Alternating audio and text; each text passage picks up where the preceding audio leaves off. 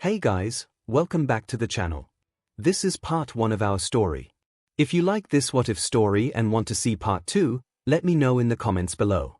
Before we start, don't forget to like, subscribe, and share this video with your friends. Also, check the description for more great content and my playlist. This story was posted by 𝐒𝐿𝐴 on Wattpad. Now, let's start. Mom. Mom. 𝐒𝐿𝐴's voice echoed weakly in the quiet apartment. His small feet padded softly on the wooden floor as he stepped into the living room, clutching the hem of his all-might-themed pajama shirt. The lights were off, and the only glow came from the muted television screen, still showing highlights from a recent hero battle. But his mother, 𝐒𝐭𝐚𝐲 𝐔𝐸𝐽, didn't turn to look at him. She sat on the couch, stiff, her hands folded on her lap, her eyes locked on the screen as if it would answer the questions swirling in her mind. Mom, 𝐒𝐿𝐴 tried again, a little louder this time, his voice quivering with confusion more than fear. 𝐒𝐿𝐴, I had a dream last night, that I saved a lot of people. Everyone cheered for me. Even you did. You hugged me and called me your hero. 𝐒𝐿𝐴 flinched slightly, barely, like a twitch in her shoulder, but she said nothing. 𝐒𝐿𝐴 stepped closer. 𝐒𝐿𝐴, do you remember when we went to see the All-Might exhibit last year? I said I wanted to be a hero just like him. He tried to smile. 𝐒𝐿𝐴, you said I could do anything if I worked hard enough. Remember? You said I was your little champion. She inhaled deeply through her nose but still didn't speak. 𝐒𝐿𝐴, Dr. Tsubasa said. He said I can't be a hero. He said I don't have a quirk. But that doesn't mean I can't try, right? He paused, voice cracking. Right, Mom. 𝐒𝐿𝐴 finally turned her head. Her eyes were red. Not from crying, 𝐒𝐿𝐴 realized with a pit in his stomach, but from exhaustion, as if tears had dried up long ago. 𝐒𝐿𝐴, why? 𝐒𝐿𝐴. She said softly, her tone more tired than angry, but it cut sharper than any scolding ever had. 𝐒𝐿𝐴, why did it have to be you? He froze. I prayed, she continued, voice hollow. 𝐒𝐿𝐴, every day, since you were a baby. I prayed you'd be special. That you'd have something, anything. Just a spark. You were always so sweet, so kind. I thought you deserved to shine. 𝐒𝐿𝐴 took a trembling step forward. 𝐒𝐿𝐴, but I can still shine, can't I? Maybe not with a quirk, but, no, she said quickly, shaking her head. 𝐒𝐿𝐴, no, you don't understand, 𝐒𝐿𝐴. It's not just about trying. It's not about effort anymore. You're quirkless. That means the world won't accept you. That means you'll get hurt. You'll be cast aside. She paused, biting her lower lip. 𝐒𝐿𝐴, I just wanted you to be normal. Safe. Not laughed at. Not pitted. 𝐒𝐿𝐴, but I'm still me, he whispered. 𝐒𝐿𝐴, I'm still 𝐒𝐿𝐴. I still want to help people. I want to save people, even if it's just one person at a time. 𝐒𝐿𝐴, and what happens when they don't want you to? 𝐒𝐿𝐴's voice broke, a hint of desperation in it now. 𝐒𝐿𝐴, what happens when people look at you and say, what can he do? Do you know what people do to those who don't have a place in this society? They push them out. They forget them. They let them fall. 𝐒𝐿𝐴 lowered his head. 𝐒𝐿𝐴, I thought you'd still believe in me. She looked away. 𝐒𝐿𝐴, I want to. I really do. But I don't know how to anymore. There was a long silence between them. The TV continued playing its loop, showing a pro-hero lifting rubble from a collapsed building. 𝐒𝐿𝐴's voice was barely audible. 𝐒𝐿𝐴, did I do something wrong? 𝐒𝐿𝐴's breath caught. She stood suddenly, walking past him toward the hallway. 𝐒𝐿𝐴, you should go to bed, 𝐒𝐿𝐴. It's late. Mom, I said go to bed. She didn't look back. Her voice was firm, distant. Final. 𝐒𝐿𝐴 stood alone in the living room, the weight of the world pressing down on his small shoulders. He glanced at the screen. The hero on the screen smiled proudly as citizens clapped and cheered. He turned away and walked slowly to his room, his footsteps heavier than they should have been for a child. 𝐒𝐿𝐴, I still want to be a hero, he whispered to the dark hallway. 𝐒𝐿𝐴, even if no one believes in me. Even if you don't. I still want to be one. No answer came. Only the soft buzz of the TV behind him. And for the first time, The silence felt like the loudest rejection of all. Years later I was a fool.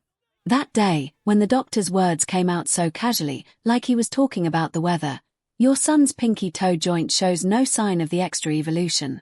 I'm sorry, but it looks like he's one of the 20% who won't develop a quirk," my mother's expression changed. Not dramatically. Not with a gasp or a scream. It was subtle. A twitch in her eye. A hesitation in her voice. Like the hope she'd carried had quietly died, and she didn't want me to see its funeral. She never looked at me the same again. And my life? What do you expect when you're quirkless?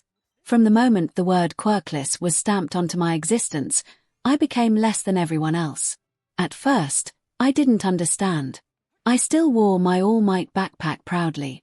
I still tried to smile when kids talked about their powers, showing off little sparks, floating toys, making things glow.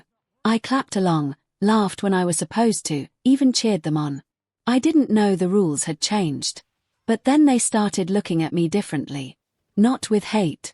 No, that would have been easier to deal with. It was pity. Contempt. That mix of emotions people get when they want to act nice but also feel superior. Teachers stopped calling on me when we talked about hero careers. Kids stopped inviting me to quirk training games. The desks around me always had just a bit more space, like being quirkless was contagious. And then there was Katsuki. Deku, he called me. Useless. A name that stuck like tar. He'd been my friend once. We'd played together, watched All Might clips side by side, shouted catchphrases in unison. But the moment the truth came out, he pulled away. No more smiles.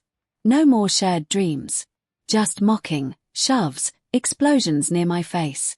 Because to someone like him, someone powerful, I was an insult to everything he believed in. I was someone reaching for the same stars with no wings. The world doesn't hate quirkless people. Not openly. That would be too honest.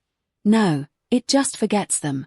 It pushes them to the background, gives them side jobs, makes sure they know their place. Heroes are for those with power. Hope is for those with potential. People like me. We're background. Noise. We're the statistics that don't make it into motivational speeches. The first time I saw that video of All Might, him saving people with a smile, a whole bus full of innocents hanging by a thread, I thought, I want to be just like him. He stood there, the embodiment of everything I believed in. He didn't just fight villains, he made people feel safe. He made them feel like tomorrow would be okay. That was the dream. So even when the world turned cold, even when my mother stopped believing, even when teachers gave up on me before I even tried, I held on. I kept notebooks. I wrote everything down. Hero behaviors, power analysis, weaknesses and strengths.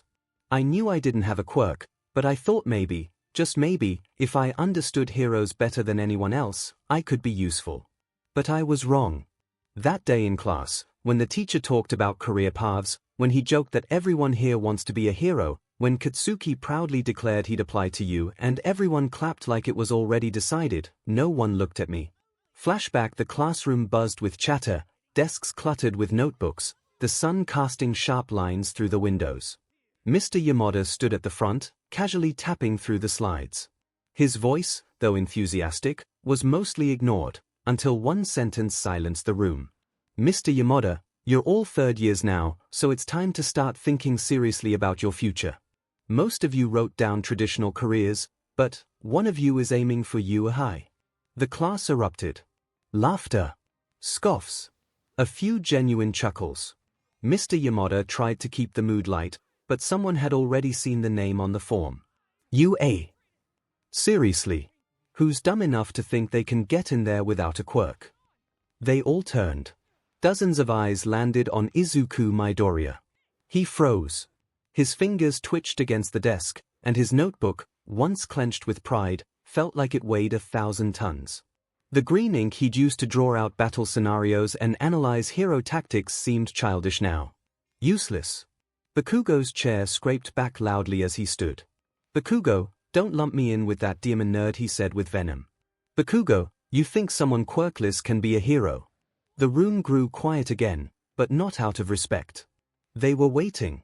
Hungry. Bakugo didn't disappoint. "Bakugo, You're worse than a joke. You're a thing delusion. Do you write fan letters with your tears, too? He knew about Izuku's depression, his issues with his mother and how fed up his life is. But what did he do with it? Used it to mock Izuku even more. Izuku didn't respond. His lips parted slightly, but no sound came out. He wanted to say something. Anything. But nothing would matter. The words wouldn't rise. Just air. Later, when class ended, Izuku packed his things slower than usual. He waited until the room had mostly emptied out.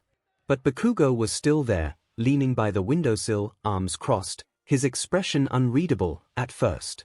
Then he walked over, face close. No laughter now. Just coldness. Bakugo, you're not just a loser, Deku. You're a thing parasite. You cling to a dream that was never used to have. If you really want to be a hero, he looked out the window, tone flat. Bakugo, do the world a favor. Try jumping off the roof. Maybe in your next life, you'll be born with a quirk. Izuku couldn't move. Couldn't breathe. The silence that followed wasn't empty, it screamed. The throb in his chest drowned everything else. He couldn't cry. Couldn't even flinch. Just stood there, face blank, as Bakugo walked away without looking back. And when the last echo of footsteps faded, Izuku sat down in the now empty room, the corner of his hero analysis notebook clenched tight in his trembling fist. The words "the application form" stared at him from the page like a cruel joke. For the first time, he truly wondered if maybe Bakugo was right. Flashback over that was the moment it truly hit me. It wasn't just about not having power. It was about the world deciding that, because of that, I didn't have worth. I walked home alone that day. Katsuki and his friends had already left, still mocking me behind my back, probably waiting to rough me up again. My notebooks were heavy in my bag, filled with notes I once thought might matter. But they didn't. Not anymore. Because all men aren't born equal. That was the harsh truth I learned too early. Some are born with power. Some with influence. Some with nothing at all. And while we're all told to chase our dreams, only a few are given the tools to reach them. The rest of us, we're left to watch, to wish, to wonder why we were born broken. But even then, even with all of that pressing down on me like a weight I couldn't shake, I still wanted to be a hero. Not because I thought I could win, but because I believed someone needed to try. Time skip Inko, what is this? My mother spoke. I remember the words because they didn't feel like hers. They came out of her mouth, sure, but they didn't carry any of the warmth a parent's voice should have. They were cold, sharp, like glass breaking beneath bare feet. I had just gotten home, the smell of dust and old clothes still clinging to me from my part-time job at that tiny thrift store down the road. The owner was kind enough, but he made it clear, no hero nonsense, kid. Just stack the boxes and don't break anything. It was the only place that would hire someone like me, quirkless, 16, and desperate. The house was dark when I stepped in. It always was. She kept the curtains drawn, said the sun gave her migraines. The lights barely worked half the time, and the smell of instant noodles had become a permanent fixture in the air. I took off my shoes and headed toward my room like I always did. Quiet. Invisible. That's how I moved around the house now. Years of practice.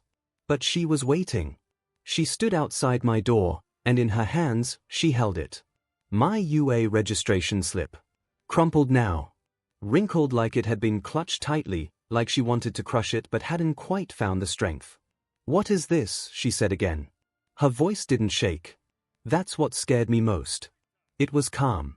Detached. Like someone reading instructions on a bottle of cleaning detergent. I didn't answer at first. I couldn't. My heart pounded so hard it echoed in my ears. Inko, I asked you a question, Izuku. What is this? I swallowed. Izuku, it's my application to UA. Why? That was the only word she said for almost a full minute. Why? Not how. Not when. Just why. I looked at her, and for the first time in a while, I really looked. She was thinner than she used to be, her hair tied back lazily, her eyes dull like the light had gone out a long time ago. She used to smile. Used to call me her little all might. That felt like a lifetime ago. Izuku, I want to be a hero, I said. She laughed. Quietly. Not from amusement. The kind of laugh that's closer to a sigh. Closer to disbelief. 𝐒𝐭𝐲. A hero. Haven't you grown out of that yet? I opened my mouth, but she cut me off. 𝐒𝐭𝐲, you're quirkless, 𝐒𝐿𝐴. Quirkless. How many times do I have to say it before you understand? You think UA will accept someone like you. You think this world has a place for people like you. Wake up. This isn't a comic book. I tried to speak again, but my voice felt small. 𝐒𝐿𝐴. I know I don't have a quirk. But I've studied. I've trained.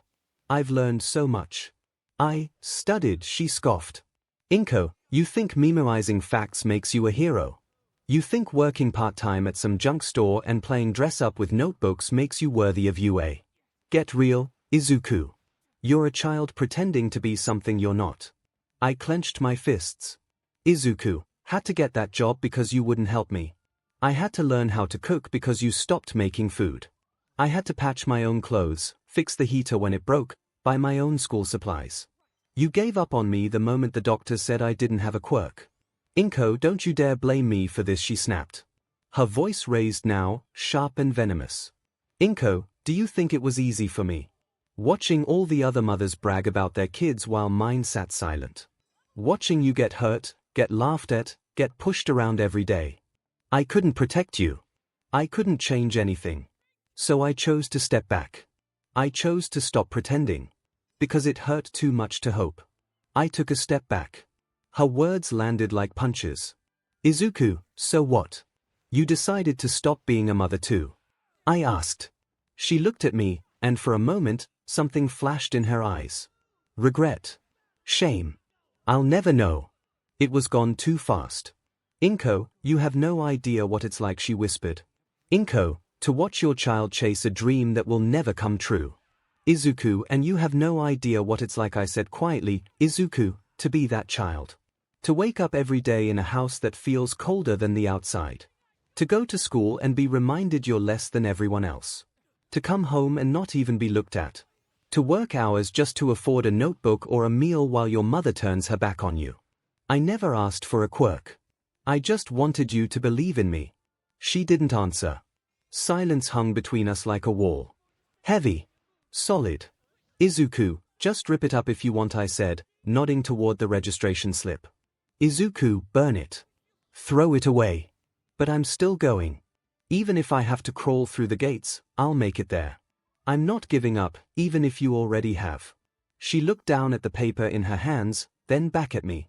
𝐒𝐿𝐴, you'll die chasing that dream, she said flatly. 𝐒𝐿𝐴, then I'll die trying, I replied. I walked past her, into my room, and shut the door behind me. The air inside felt thicker than before. I sat down at my desk, opened my notebook, and stared at the blank page. My hands shook. My eyes burned. But I didn't cry. I was past that. I was just heading home from school. Another day, another reminder. Same jeers, same whispers, same DMN notebook thrown out the window. The teacher had praised Bakugo again. Big surprise. Top of the class, strongest quirk, future #1. Me. I was the footnote, if that. Just the weird quirkless kid scribbling in his hero fanboy diary. They didn't even call me by name anymore. Just laughed when I picked my book up off the floor and muttered thanks to nobody. The sun was still out, but it felt dim. It always did when I walked alone like this, head down, hands in my pockets. The city buzzed with life, heroes swooping through the sky, sirens in the distance, crowds cheering somewhere far off. It was like a world I could see but never touch.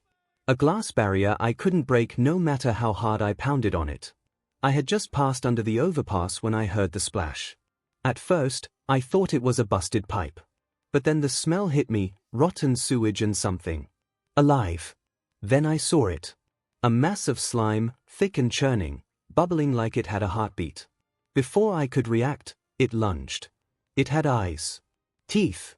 A face, grinning like it had already won. Thanks for the body, kid, it snarled, voice gurgling through its ooze. I didn't even scream. My body froze. It wrapped around me, tight, suffocating. I couldn't breathe. I couldn't move. I thought, no, I knew I was going to die right there. No quirk. No strength. No chance. Then, boom, wind pressure slammed into everything around us. The slime burst apart like it had been hit by a truck made of air. I collapsed to my knees, gasping, coughing, slime dripping from my uniform. "Fear not, for I am here," came the voice. I looked up. It was him. All Might. The symbol of peace. The man who saved the world more times than I could count. The reason I still had dreams in the first place. And he was smiling. Right at me. He scooped the villain into bottles, laughed, patted my shoulder, and just like that, everything felt okay again. He was about to leap off when I stammered, "Izuku, wait.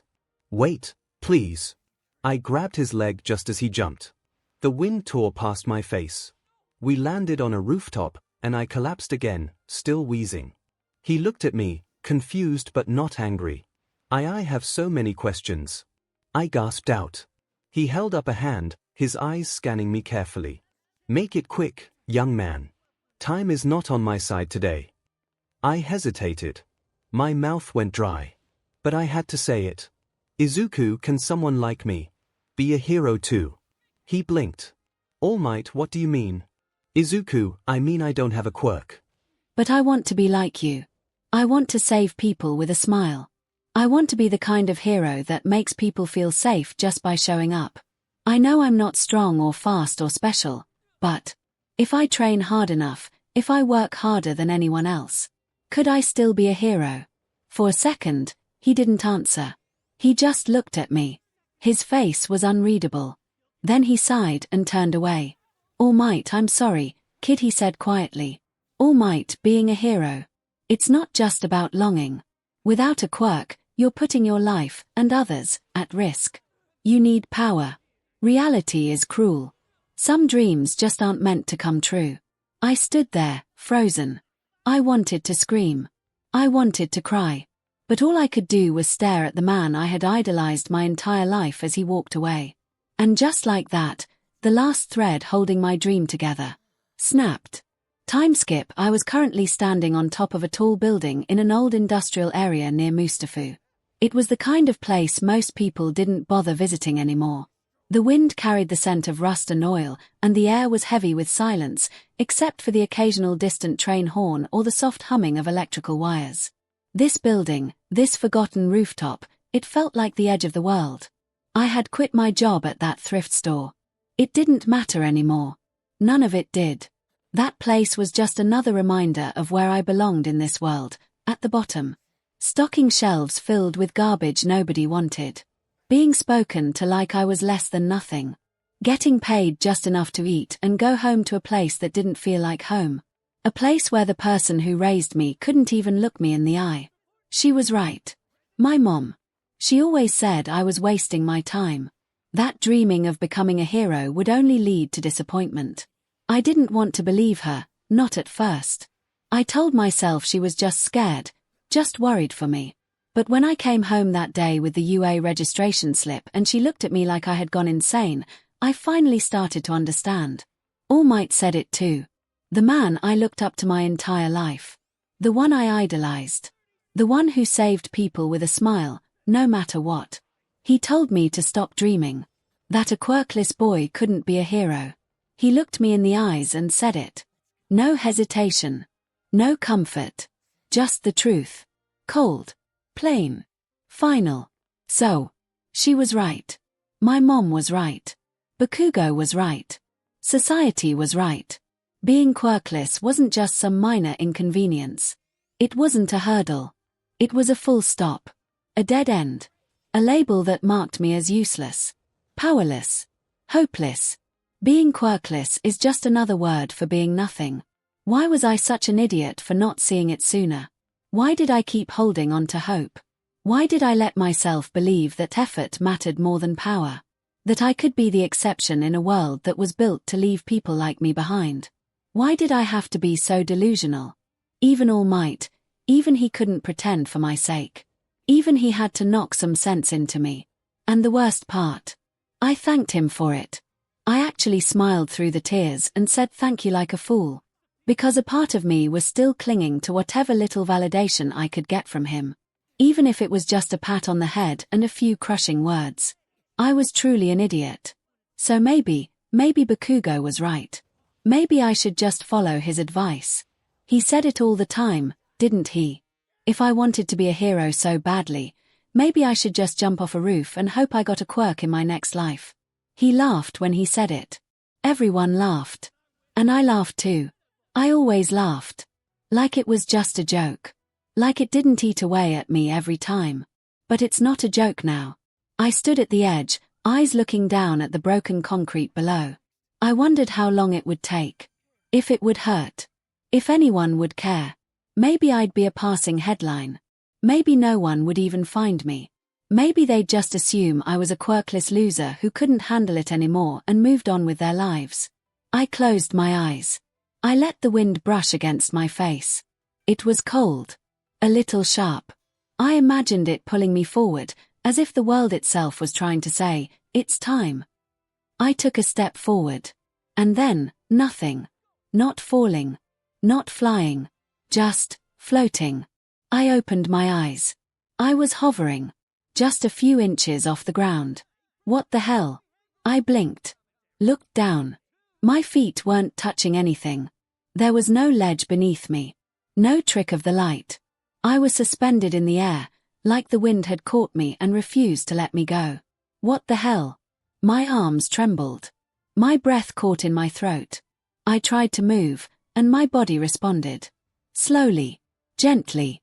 I drifted back, then forward again. I was in control. Somehow, I was doing this.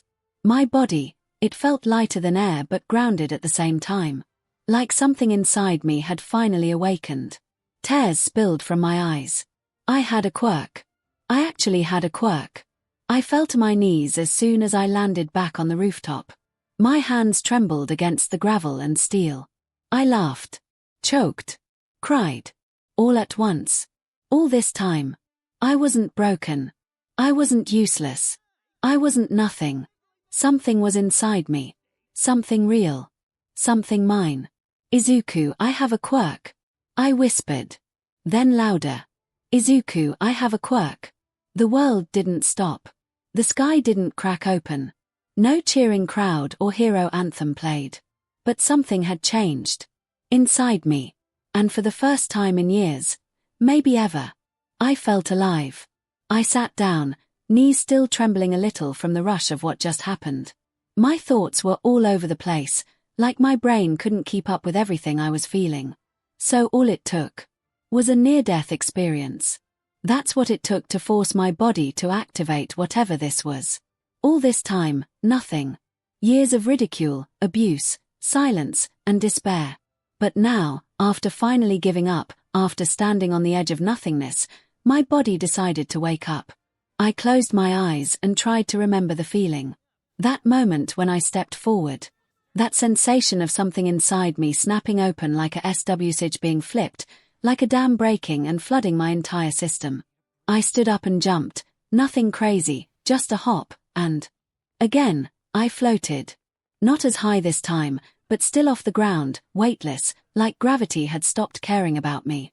I took a deep breath and steadied myself, the air sharp and cool in my lungs. To think, the quirk I awakened was kind of similar to hers. That woman who calls herself my mother. She can float things, right? But this felt different. More intense. More dangerous. At least it's better than nothing, right? Maybe I could actually do something with this. Maybe I could. Wait. What if there was more to it?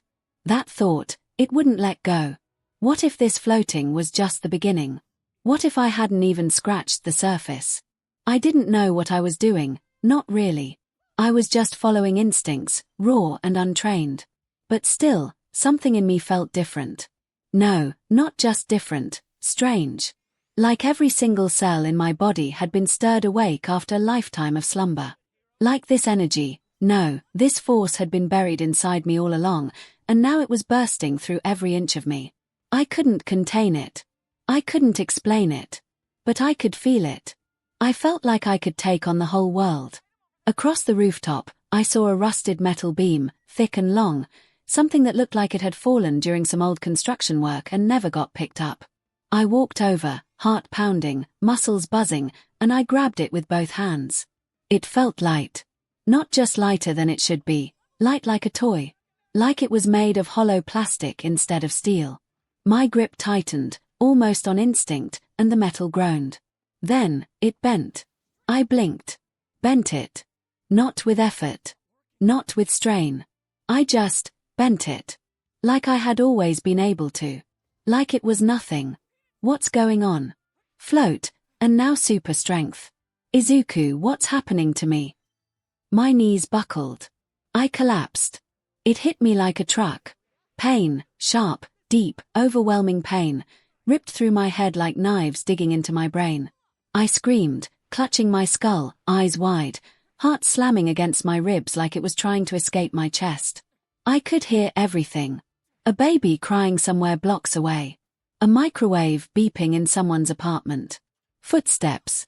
Breathing. A car engine struggling to start. Muffled conversations from inside buildings I couldn't even see. I could see everything. My vision flickered uncontrollably, like someone kept flipping through filters. First, everything turned red and blue, the outlines of heat radiating off every surface, off every living being. Then, it shifted again. I saw through things. Through walls. Through beams and bricks and glass and people. Layers peeled away like they weren't even there. It hurts. It hurts. It hurts. I screamed again, voice hoarse, vision going white from the overload. The wind rushed around me, and I couldn't tell if I was shaking or if the whole world was. My heartbeat was like thunder in my ears. My lungs struggled to keep up. My fingers dug into the gravel of the rooftop, gripping it like it was the only real thing left. Izuku, make it stop. Please, make it stop.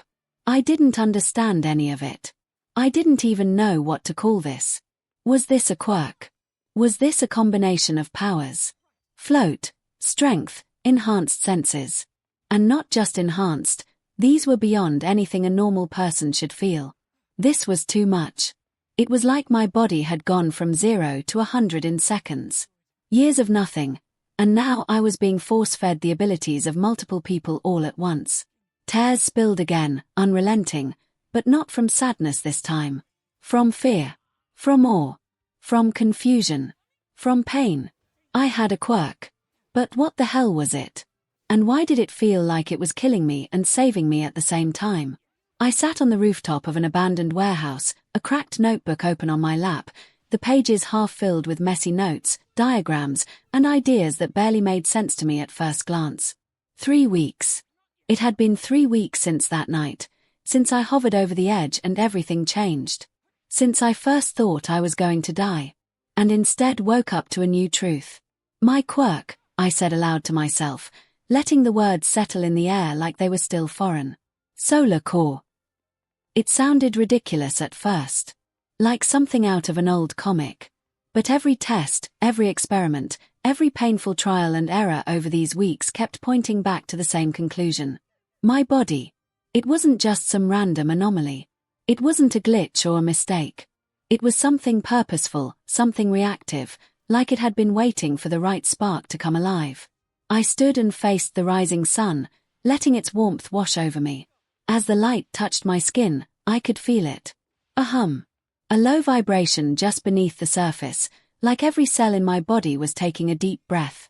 It was like my pores opened, not just to sweat or breathe, but to drink in the sun. My arms tingled. My spine straightened.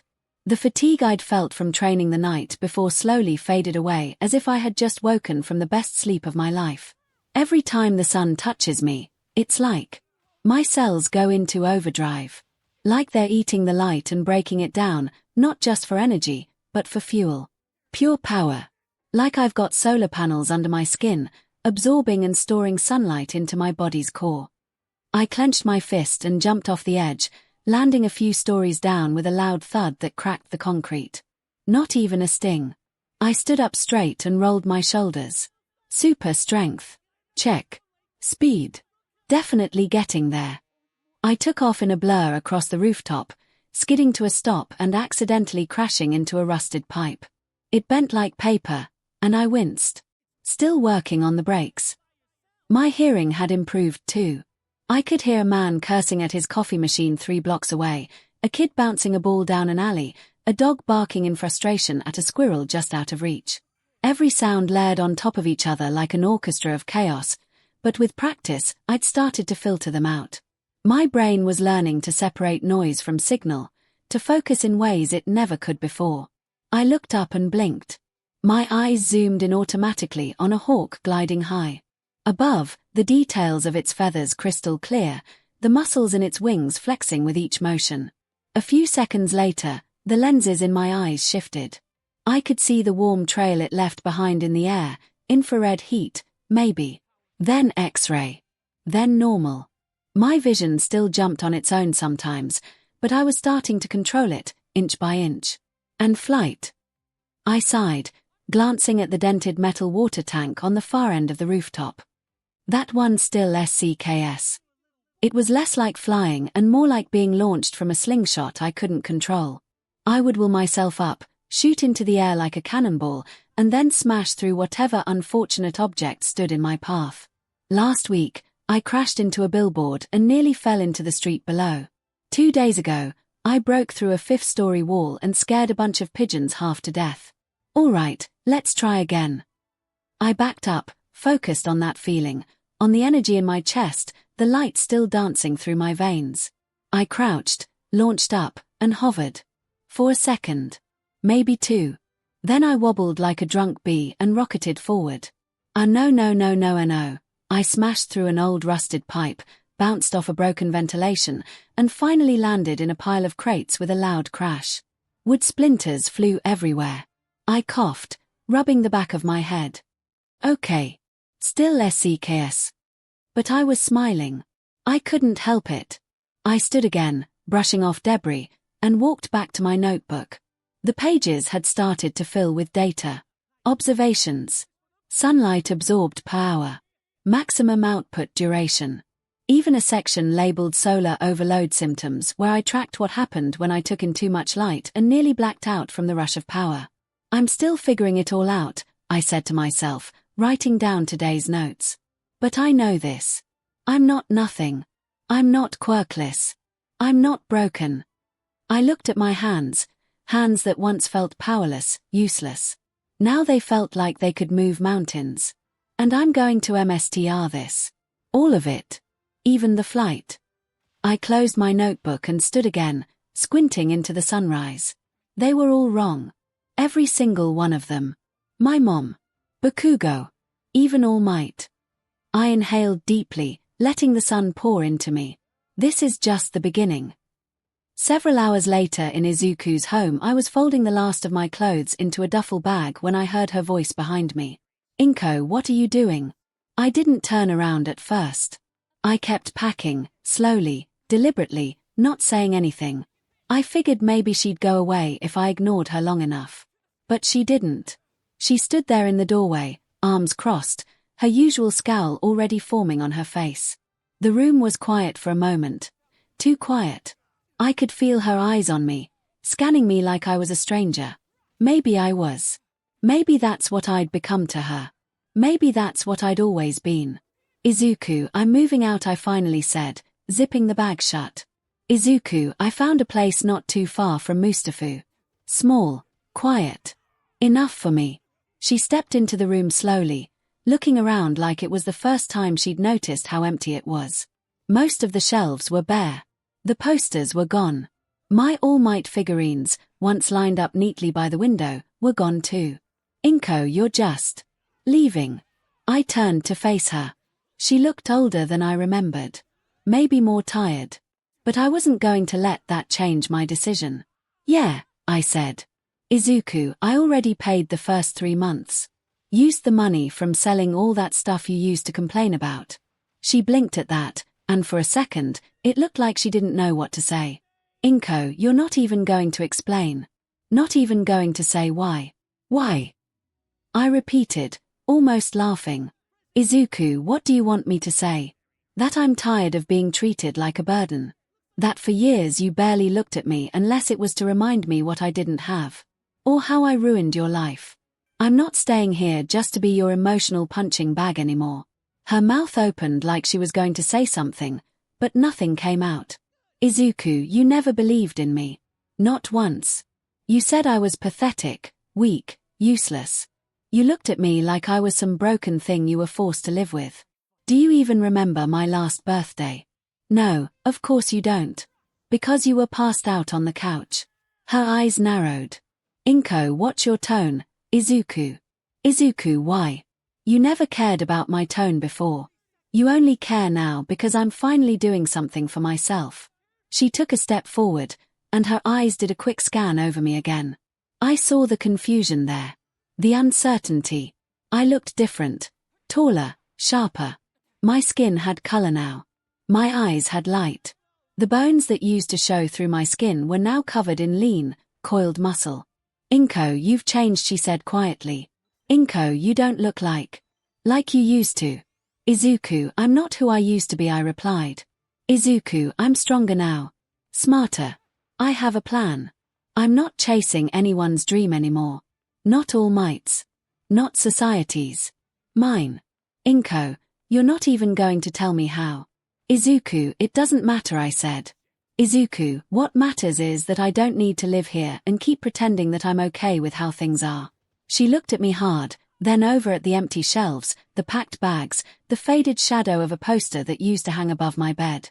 𝐒𝐭, so that's it. You're just leaving. Just like that. I nodded. Izuku, I have to. I stayed here too long already. I stayed hoping things would get better. But they won't. You won't. And I can't waste any more time.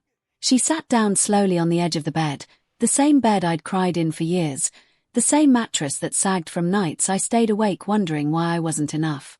I saw something flicker across her face, but I didn't stop to comfort her. Not this time. Izuku, I'm not going to be a hero the way people expect, I said, picking up my bag. Izuku, but I'll still help people. I'll still make a difference. Just not by being what they want me to be. She didn't say anything. Izuku, I don't need your permission. I don't need your approval. I just needed to know I could survive without either. And now I know I can. She looked up then, her eyes dull but focused. 𝐒𝐭, so you're really done with all of it? Izuku, with pretending. Yeah. I sold everything. All Might stuff. All gone. Got a good price for it too. Guess worshipping someone doesn't pay off unless you turn it into profit. She flinched at the sarcasm in my voice, but I didn't feel bad. Not anymore. Izuku, I'm going to be late, I said, slinging the duffel over my shoulder. Izuku, I've got a lot to do. Training. Figuring out how far this quirk of mine goes. I might not know everything yet, but at least I know who I am now. Her eyes widened. 𝐒𝐭. Have a quirk, I nodded. Izuku. Turns out I was just a late bloomer. Her voice was small when she spoke next. 𝐒𝐭, you could have told me. I stopped at the door and turned back. Izuku, told you what? That I have a quirk now. That I almost committed suicide before it awakened.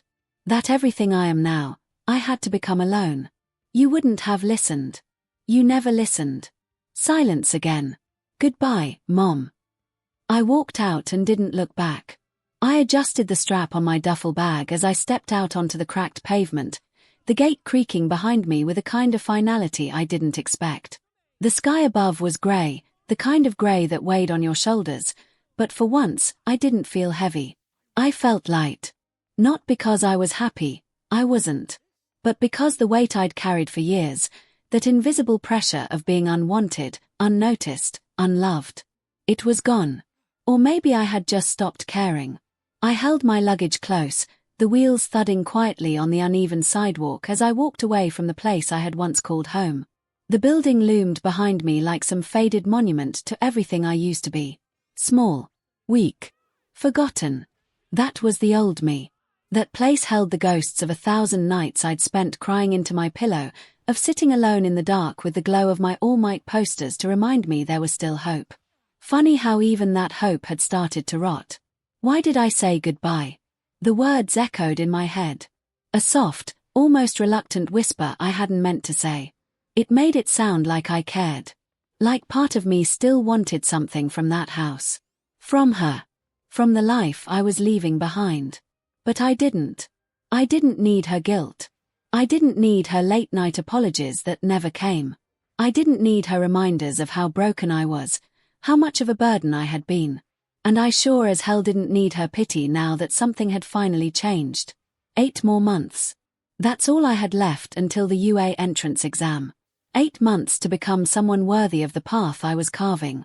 I had to get serious. Books, lots of them. Not just hero stuff, but biology, physics, engineering. If my quirk was solar-based, I needed to understand it inside and out. And I couldn't just rely on powers alone. No real hero did. I needed to train my body, my reflexes, my mind. I needed to learn how to fight. Hand-to-hand combat was non-negotiable. I couldn't be flailing around in the middle of a fight just because I got too used to flying or hitting things with raw power. Power without control was just destruction. I wasn't looking to be another explosion-loving maniac like Bakugo. I wanted precision. Strategy. Purpose. I'd have to look for a gym that didn't ask too many questions. One of those quiet, out-of-the-way places where the only rule was show up and shut up. Maybe I could find an old martial artist or a retired pro-hero-turned-coach. Someone who wouldn't care that I didn't have a recommendation letter or some prestigious legacy to flaunt. Someone who saw the fire and not the family name.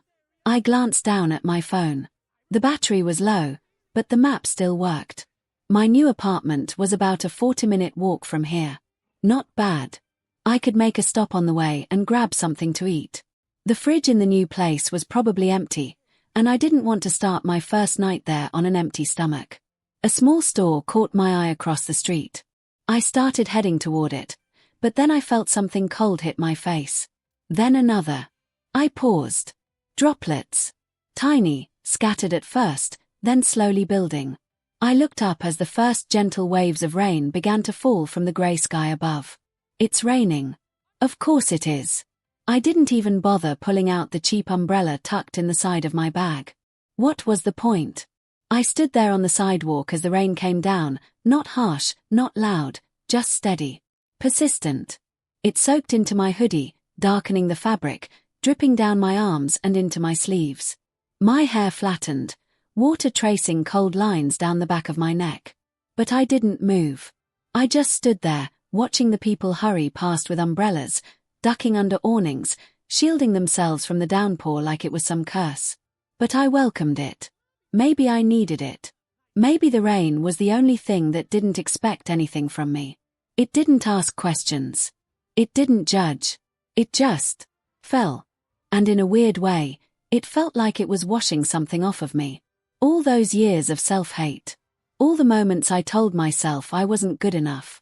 All the nights I begged for a quirk, cried until my throat was raw, until my voice disappeared. Maybe the rain couldn't erase all that, but maybe it could dull the edges. I took a slow breath and let my eyelids flutter shut. I imagined the solar energy in my cells, flickering like tiny suns just under the surface. They were still there, still glowing, even without the light. I could feel it in my bones. In my muscles. In the way my body didn't shiver, even though the rain was cold. I was different now. I stepped into the store, water dripping onto the tile as the bell above the door jingled softly. The clerk glanced up, then went back to his magazine. He didn't ask why I looked like I just stepped out of a storm. He didn't care. Good. I liked that. I picked up some instant noodles, rice, canned curry, and a few bottles of water. Nothing fancy. Just enough to get me through the next few days while I figured things out. I added some protein bars to the pile. I had to keep my energy levels up if I was going to train like my life depended on it. Because it did. I paid, tucked the groceries into my bag, and stepped back into the rain. It hadn't let up. If anything, it had gotten heavier. But I still didn't open the umbrella. I walked through the storm like it wasn't even there. I stood in front of the massive gates of UA High School, the symbol of heroism, the starting line for the greatest journey in my life. After all those months of training, isolation, sweat, and discovering the full potential of my quirk, I had finally made it. My hands rested in my pockets, calm and steady. The wind rustled through my hair. I didn't feel nervous or anxious. Not anymore. The burning longing that once used to eat away at me had transformed into something clear. Focused. I walked through the entrance, joining the crowd of applicants. Dozens of kids, all radiating potential and ambition, stood clustered across the massive courtyard. Some were stretching, others talking excitedly about their quirks or analyzing the school building with narrowed eyes. I spotted a few already sizing each other up like rivals. Then it happened. A light thud against my shoulder. "Ah, sorry about that," a voice called out. I turned and met eyes with a girl. She was about my age, with a round face, pink cheeks, and short brown hair that curled slightly at the ends. She blinked quickly, her eyes lingering on mine for a second too long before she looked away, cheeks reddening. "Izuku, no worries," I said with a calm smile. "Izuku, you all right?" She nodded quickly. "Yeah. I just got a little carried away." I was trying to stay relaxed, but I guess I ended up speeding up. Her eyes darted back up to me briefly and then looked away again. She took a small step back, fidgeting a little. "Ochiko, I'm Ochiko Uraraka, by the way," she added. "Ochiko, good luck today." "You too," I replied, nodding once. She quickly scurried off toward the gathering crowd. I didn't miss the small glance she threw over her shoulder before facing forward again. I moved to the center of the courtyard with the other examinees. The huge screen above flickered to life, drawing everyone's attention. Suddenly, the booming voice of Present MIC exploded from the speakers. "Yi! Welcome, examinees, to the greatest high school in Japan, UA High." He struck a dramatic pose on screen, sunglasses glinting. His animated movements and loud tone jolted some of the applicants. "Everybody say hey." Silence. He cleared his throat. "Present MIC, okay. Tough crowd. Let's get started with the orientation, yeah." The screen swayed to a virtual layout of the testing zones. "Present MIC, you've all been assigned to one of the test sites labeled A through G. You'll be taking part in a 10-minute mock battle in a replica urban setting. Each site is its own battlefield. But listen up, there's no point in bringing your friends. Each applicant fights for themselves." He winked at the camera. "Present MIC, you're all gonna be taking out fake villains for points, alright? Here's the breakdown. There are 3 types of robots, 1-pointers, 2-pointers, and 3-pointers. They're all scattered around the field. Your job? Smash, crash, and blast your way through them to earn as many points as possible." Everyone leaned forward as images of the robots popped up on screen. But watch out. There's also a 4th type, the 0-pointer. A massive robot towered over a building in the visual simulation, crushing pavement with each step. "Present MIC, this bad boy. Not worth any points and a total waste of your time. Consider it an obstacle. Best advice. Run." Laughter erupted from the speakers. I felt someone step next to me. I glanced sideways to see a guy with glasses adjusting his frames. He looked precise, like someone who had memorized every rule in the book. The boy suddenly raised his hand. "Yes, you there. Go on." Present MIC called out. The boy with glasses, Tenya Ida, spoke sharply. "Sir, there appears to be a misprint on the handout. It states there are 4 types of villains, but your explanation only covers 3. Would you clarify this discrepancy?" Present MIC leaned into the camera with a smirk. Present MIC, "Oh. Well, thanks for pointing that out. But nah, ain't no misprint, my uptight friend. The 0-pointer's real, it just doesn't earn YA any points. Keep your eyes open." He frowned deeply but said nothing more. I watched him for a moment. He didn't seem like a bad guy, just a little too intense. I was used to being surrounded by people like Bakugo. This guy was nothing in comparison. I tuned back in as Present MIC continued. "Present MIC, you all got 10 minutes in the battle zone. The more robots you take down, the more points you get. But remember, it ain't just about power. Judges'll be watching for judgment, movement, decision-making, and valor. Heroes gotta have brains and heart. Why dig? The screen cut off and the staff began guiding us to our respective testing zones. I walked calmly, my nerves completely under control.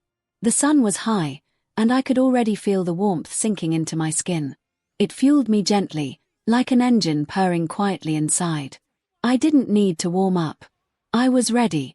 We lined up in front of the massive gate of Test Site B. The gate was huge, looking more like the entrance to a theme park than a battlefield. The atmosphere was heavy. Everyone around me was stretching, bracing themselves, some muttering strategies under their breath. I just stood still, breathing evenly. From nearby, I could feel eyes on me again. Uraraka was a few meters away.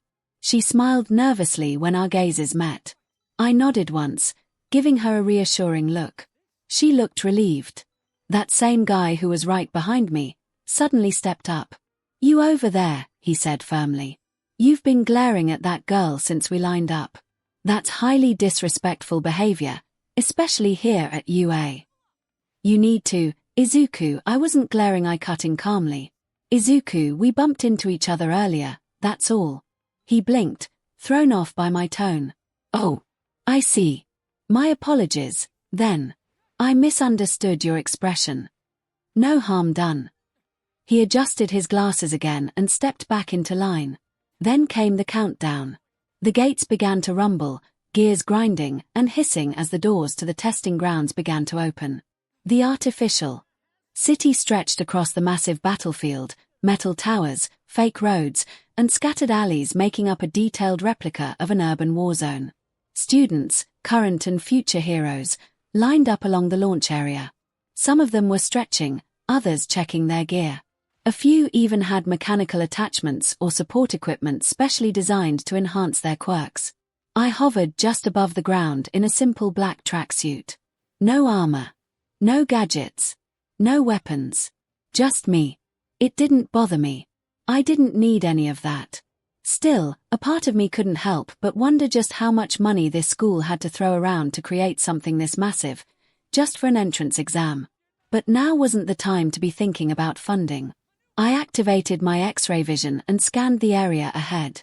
I immediately picked up on two hulking masses moving beyond the far buildings, 2 0-pointers.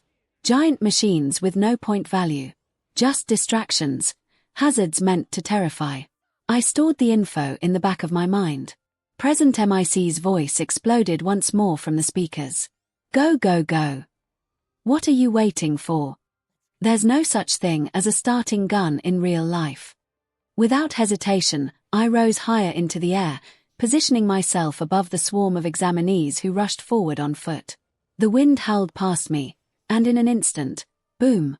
I shattered the sound barrier, a thunderclap echoing across the battlefield as I launched myself forward like a missile. My body cut through the air, pressure waves trailing behind me. I zeroed in on a cluster of 2-pointers charging out of a side street, their mechanical claws clanking against the pavement. I crashed straight through the first one, my fist demolishing its core in an instant. Its metal body crumpled like paper. I didn't slow down. I swerved mid-flight and slammed my foot into the second one, turning it into scrap. Pieces flew everywhere. Another spun toward me with spinning saw blades out. I spiraled upward, let it lunge, then dropped like a meteor and slammed both fists into it from above. The machine exploded into a cloud of parts. In the distance, I spotted Uraraka. She was using her quirk to make chunks of debris float. She released them with a clap, sending them plummeting down onto several 1-pointers with perfect timing. She moved nimbly, taking cover between alleyways and using her environment like a veteran. I kept going, blurring around the city as I cleared path after path. 1-pointers, 2-pointers, 3-pointers. None of them stood a chance. I didn't just destroy them. I flew through them. Sometimes I didn't even have to strike. The shockwave of my passage was enough to crush them or send them toppling into buildings. I kept count in my head, analyzing every successful takedown, scanning the scoreboard system through my supervision. 2 1-pointers, another 3-pointer, 4 2-pointers in that block. By the time I finished circling the west sector of the arena, I had already accumulated over 120 points. And that was just from direct robot eliminations. Wow. I actually thought it would be difficult, I said with a quiet sigh, still floating mid-air. I hovered casually, breathing evenly. Then my ears twitched. A grinding roar in the distance. A crash of debris. The screech of twisting metal. Someone was in trouble. With a flash, I was gone. I reappeared above a side street just in time to see a massive three-pointer collapsing forward, smoke trailing from its ruined core. Beneath it, a girl was frozen in fear. She had green hair, wide black eyes, and a long frog-like tongue sticking out in panic, clearly a frog-type Quirk user. Her body was built for agility, but she wasn't fast enough to move from underneath the descending wreckage. I shot downward and caught the robot's remains with one hand before it could touch her. "Izuku, are you okay?" I asked, looking down at her. She stared at me with a shocked expression. "Isn't that too heavy?" she asked. "Nope," I replied casually. I lifted the entire hulk of the three-pointer with one arm and flung it sideways like it was weightless. It crashed harmlessly into a nearby wall. I smiled at her and said, "Sorry, gotta go." And just like that, I was gone again, vanishing into the sky. With a sweep of my vision, I caught sight of the engine-legged student from earlier, Ida, blasting through alleyways, navigating with precision, taking out targets with focused kicks. He was efficient and skilled. Not bad. But then everything changed. The ground shook. A massive shadow loomed over the battlefield. Screams erupted. The zero-pointer entered the arena. It was a mountain of metal, dozens of meters tall. Its footsteps made the entire battlefield tremble. Its single glowing eye scanned the area, targeting nothing but intimidating everything. I turned toward it slowly. Most of the students fled in terror. Ida boosted himself away. Support gear users scattered. Even the bravest examinees knew to avoid it. No points. No value. Just risk. That's when I saw her. Uraraka was trapped beneath a pile of rubble. Her leg was pinned, her hand reaching outward. The zero-pointer's foot was lifting. It was coming down right on her. Without a second thought, I moved. In the span of a blink, I appeared between her and the massive foot. Everyone watching thought the same thing. Too late. But I didn't dodge. I caught it. The zero-pointer's colossal foot descended, and stopped. Held in place by a single pair of arms. A shockwave blasted outward from the point of contact. Dust exploded in all directions. Cracks formed beneath my feet. The robot's titanic leg trembled. I stood firm, unmoving. My fingers dug into the metal. My head tilted upward, eyes locked on the face of the machine. "You're done," I said. I clenched my fist. And then I punched. The air itself seemed to rip apart as my fist collided with the robot's foot. The force rippled through the entire structure. A thunderclap echoed across the battlefield. The robot didn't just fall. It exploded. The entire zero-pointer detonated from within, its frame rupturing outward in a devastating shockwave. Its massive torso launched backward, twisting mid-air before, crashing down outside the arena in a crumpled heap of destroyed steel. Nothing remained of its original structure. Not even a hand. It was annihilated. Silence. Everyone stared. Students. Judges. Pro-heroes. Staff. Floating above the rubble, I held Uraraka gently in my arms. "Izuku, you're safe now," I said softly, lowering her carefully to the ground. She stared at me, cheeks red, eyes wide with disbelief. Thank you," she managed to whisper. I smiled once. Then, just like before, I was gone. Inside the observation room of UA High School, the air was thick with tension, anticipation, and rising disbelief. Monitors lined the walls, each one displaying different sectors of the massive testing arena. Teachers and staff members stood or sat, eyes glued to the screens as the practical exam played out in real time. Principal Nezu, perched comfortably in his chair with a steaming teacup in paw, observed the chaos below with calm curiosity. Present MAC leaned forward, voice unusually quiet. "Present man, they're going hard today. That one kid's practically kicking metal teeth in." Midnight twirled her pen with a lazy smile. "Midnight, some of them are promising. That girl with the gravity quirk, clean execution. Smart too. Oh, and that Ida boy from the engine family, his precise, efficient, probably top 3 material. Aizawa stood silently behind them, arms crossed, scanning the various feeds with narrowed eyes. He didn't speak much during these evaluations. He preferred to observe. Then, suddenly, one of the monitors lit up with motion so fast it almost glitched. Snipe, what the hell is that? Snipe muttered, lowering his coffee slowly. Snipe, was that a blur? All eyes snapped to the monitor showing Sector C. The camera feed struggled to keep up. Someone, was zipping through the city landscape at hypersonic speeds. Robots were exploding in every direction. 2-pointers. 3-pointers. Gone. Torn apart. Not from fancy tools or coordinated teamwork, just raw, overwhelming power. The blur halted mid-air, and the camera focused for a brief moment. A student in nothing but a simple black tracksuit hovered in place, arms folded, face calm. Cementos, is he flying? Cementos asked, stepping forward slightly. Cementos, is that a support item? No, Power Loader replied, eyes squinting. Power Loader, he's not wearing anything. No propulsion tech, no equipment. Nothing. That's just him. Midnight, wait, zoom in. Enhance that feed, Midnight said. The feed cleared for a second. There he was. A student with green hair, floating gently in midair as if it was the most natural thing in the world. Below him were piles of destroyed robots. Scrap metal and fire. All Might, standing off to the side in his thin, gaunt form, stared at the monitor in stunned silence. His mouth was slightly open, lips parted as if trying to form words that wouldn't come. Then he said, "That the boy?" Nezu tilted his head. Boy. All Might, the one who approached me once. He asked me. All Might trailed off, eyes still locked on the screen. All Might, he asked me if a quirkless person could become a hero. I told him no. I told him to dream of something else. No one said anything for a moment. Aizawa's voice broke the silence. What's his name? He walked over to a nearby terminal, pulled up a file, and tapped the touchpad. A student profile appeared. Aizawa read it aloud. Midoriya Izuku. Age 15.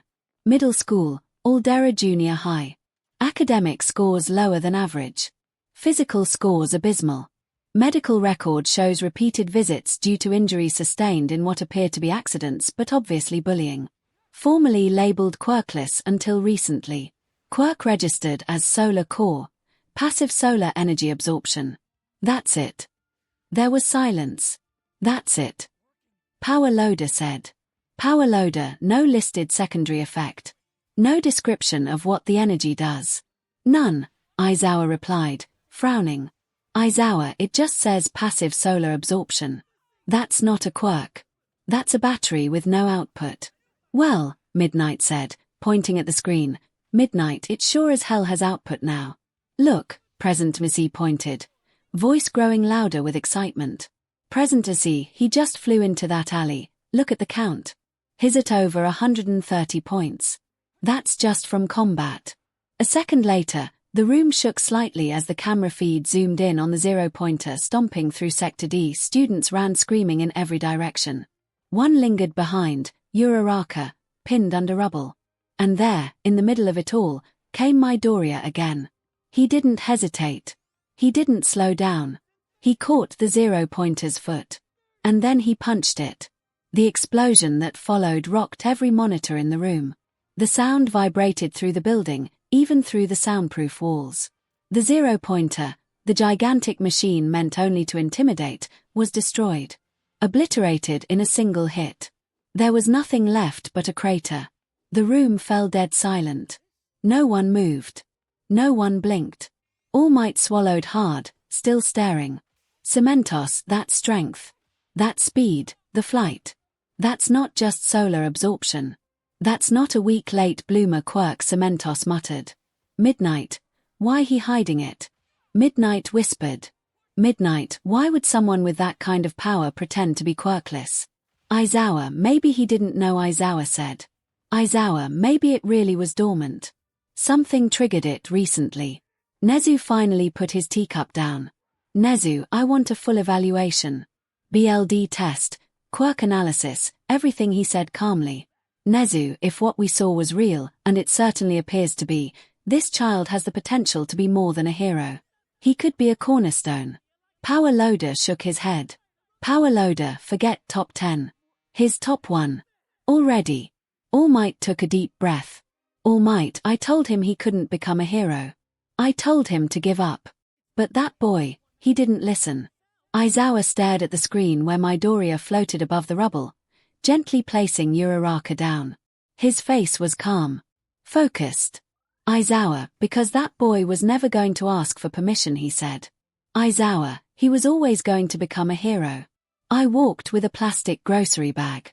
In each hand, the soft crinkle of plastic mingling with the distant hum of evening traffic. The sun was dipping beneath the horizon, casting the streets in that soft orange glow that always made everything feel a little more cinematic than it had any right to. The bags were kind of heavy, but nothing I couldn't handle.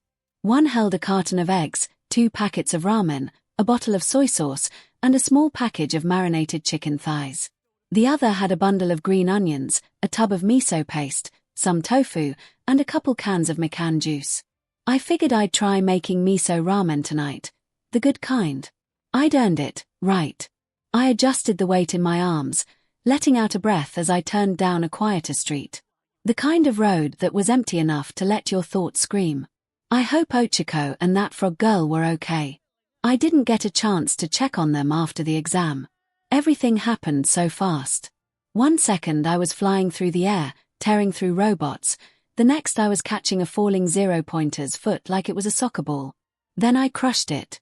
Just crushed it. Like it was made of paper. I should have felt proud, but instead, I stared down at the sidewalk. What if I don't pass? My stomach twisted a little. What if I caused too much damage?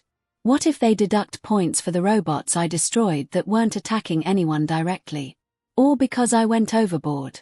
I didn't know the rules. What if I blew my chance because I got carried away? I shook my head and sighed. No, don't think like that. You did your best. You saved someone. Hell, you saved multiple people. You didn't hurt anyone. That has to count for something. That has to mean something. But the thoughts still gnawed at the back of my brain like rats in the walls. I wanted to be excited. I wanted to go home and look at myself in the mirror and say, you did it, Izuku. You made it. But all I could think about was the silence waiting for me at my apartment. Normally, I'd be dying to share this with someone. To ramble about it, to break it down frame by frame and go full fanboy. But, who? Inko. My mom. I love her, I really do. But after the whole quirkless thing, I don't know. Something changed. She got quiet. Distant. Like every time she looked at me, she saw her own failure reflected back. She used to encourage me before abusing me emotionally. Used to believe in me. But now, well, I've basically disowned her. Bakugo. No. God, no. That guy. He'd laugh in my face. Probably accuse me of copying someone else's quirk or faking it. He doesn't even know I have a quirk now. I didn't tell him. Not that I owe him anything. After everything he's done to me, years of bullying, pushing me around, calling me names, telling me to jump off a roof, why would I ever trust him with something like this? I stopped walking. When did I get so lonely? I stood there, 2 bags of groceries in hand, feeling the ache spread through my chest. Not the muscle kind. The other kind. The kind that hurts quietly. I've been training for months. Waking up early. Pushing myself past my limit. Eating bland food. Bleeding, sweating, crying alone. Always alone. I didn't have a training partner. No mentor. Just me. A kid with a dream and a body that kept trying to betray it. And now that the exam's over and the adrenaline's faded and there's no robots left to punch, I don't have anyone to celebrate with. No one to share this moment with. I started walking again, slower this time. My apartment was just a few blocks away. I passed by a group of kids from another school, laughing, probably heading home from cram school or something. Their voices were light. Their smiles easy. I tried not to stare. I don't have friends. It hit me like a cold breeze. Not in the dramatic, over-the-top way like in movies. Just simple. Quiet. True. I don't have anyone to text. No one waiting at home. No one wondering how I did today. No one who'll call me up just to ask if I'm okay or if I need company. No one. I turned the corner and reached the stairs leading to my apartment. I took each one slowly, one at a time, trying not to let the groceries swing too much. I got inside. Locked the door. Put the bags on the counter. The silence was deafening. I stood there in the middle of my tiny kitchen, staring at the food I bought like it didn't belong to me. I wanted to cook something amazing. Something worth remembering. But suddenly, I didn't feel like eating. I leaned against the counter, resting my head on my arm. I passed the test, right? I mean, I have to believe I did.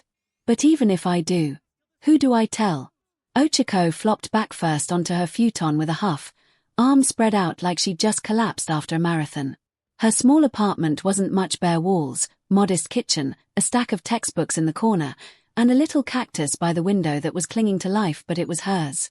The ceiling fan spun slowly above her, doing the bare minimum to keep the air moving. Her bag was discarded near the door, one shoe half off, the other still tied. She stared at the ceiling, her heart still racing, and not because of the exam. She let out a groan and threw her hands over her face. Damn it, I forgot to ask him for his phone number. The words echoed in the silence of her apartment. Her cheeks were already warm again just thinking about him. That boy, the one in the tracksuit. The one who flew like a missile, who stopped that 0-pointer like it was nothing. The one she had bumped into at the entrance. The one with the messy green hair and soft eyes. What was his name again? Midoriya, she whispered. Izuku Midoriya. It came out like a thought she wasn't ready to say aloud. She sat up and hugged her knees to her chest, still flushed. He was really handsome. Her voice was small. Confessional. Like she was sharing a secret with the walls. I mean, it wasn't just his face. Yeah, he was cute, but there was something about the way he moved. Like he didn't even realize how strong he was. And when he saved that girl, I think her name was Tsuyu or something, he just swooped in like it was nothing and caught that robot with one arm. She bit her lip. Thinking back to the very beginning of the day. She had been so nervous. So tense. The pressure of the entrance exam weighed on her like a building was sitting on her shoulders. And then she saw him. Just standing there, looking just as nervous, holding back like he didn't belong. But then he started flying, she murmured. Like actually flying. The image was burned into her brain. A blur of motion, a boom cracking through the air as he broke the sound barrier. Robots exploded behind him like fireworks. She'd been mid-battle, trying to score her own points when she heard it, felt it, even. And when she looked up, there he was, hovering in the air, calm as anything, watching everything. She rested her chin on her knees and sighed again. How does someone like him even exist? He wasn't cocky. That's what really caught her off guard. With a power like that, most people would be bragging or showing off, but he looked focused, determined. And when the 0-pointer had appeared, just like in her own moment of desperation, when she thought it was all over, he came out of nowhere. The robot's massive fist was descending, and everyone else was running. But he caught it, she said quietly. He caught it. She closed her eyes and replayed the moment over and over. The screeching metal, the ground shaking, the gasp that went through the students. He didn't hesitate. He didn't even flinch. He just reached out and grabbed it like it was a toy. Then one punch, and the entire thing shattered into nothing. Gone. Like it had never even been there. And then he was just gone. Like a breeze passing by. 𝐒𝐿 groaned again and buried her face in her knees. Why didn't I say anything? Why didn't I stop him? He had even talked to her before the exam. Briefly. She had been too flustered to say more than a few words. She remembered bumping into him and apologizing, only to look up and get hit by the full force of those big, gentle green eyes. His voice had been soft. Kind. She'd barely even heard what he said, too distracted by the way her heart suddenly decided to triple its beat rate. I should have asked for his name, or said thank you, or I don't know, something, she muttered, hitting her forehead lightly with her palm. Now he probably thinks I'm just another random girl he saved. She sat up and rubbed her face. Come on, 𝐒𝐭𝐻𝐿, get it together. You've got one goal: get into UA. Become a hero, make enough money to help your parents. That's the plan. Don't go getting all starry-eyed just because some flying Superman with perfect hair and muscles decided to casually punch a robot to death. She paused. But he was really cute. She groaned again, louder this time, and fell backward onto the futon once more. Now I'm just being a total dork about this. Still, she couldn't help it. Something about him felt different. Not just the strength though, let's be real, that was absolutely nuts, but the way he carried himself. Like someone who had clawed their way up from nothing. Like someone who had been broken down before and decided to rise anyway. That wasn't something you could fake. You could see it in his eyes. In the way he didn't wait to be told to help someone. In the way he didn't stop to make a speech or look cool. He just did the right thing. 𝐒𝐿 stared at the ceiling again, her voice soft this time. I wonder if he even knows how amazing he is. Silence fell over the apartment again. A peaceful kind of quiet. But her heart was still loud. Still racing. Still replaying the moment the fist of a monster machine came down and was caught by a boy who shouldn't have been able to. She smiled to herself, a little sadly. Next time. I'm getting his number. 𝐒𝐿 sat in the quiet of his room, his posture rigid and upright as always, but his mind was far from composed. The air buzzed softly with the low hum of his fan, a stack of textbooks nearby unopened. He had returned from the UA entrance exam several hours ago, showered, dressed in his usual lounge attire, a clean pressed shirt and navy blue slacks, and attempted to sit down to study or read or organize his thoughts. But his mind kept going back to the same moment. The same person. Izuku Midoriya. It wasn't even that the boy had broken the rules of what 𝐒𝐿 understood to be possible. It was the way he moved. Like a bullet through space, almost uncontrolled, almost wild, but then incredibly precise. At first, 𝐒𝐿 had thought Midoriya was just another overly eager participant, the kind who'd rush ahead and waste energy for the sake of flair. But that opinion hadn't lasted long.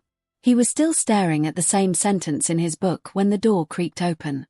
Hey, 𝐒𝐿. Earth to 𝐒𝐿, came a familiar voice. He blinked and looked up quickly, eyes widening.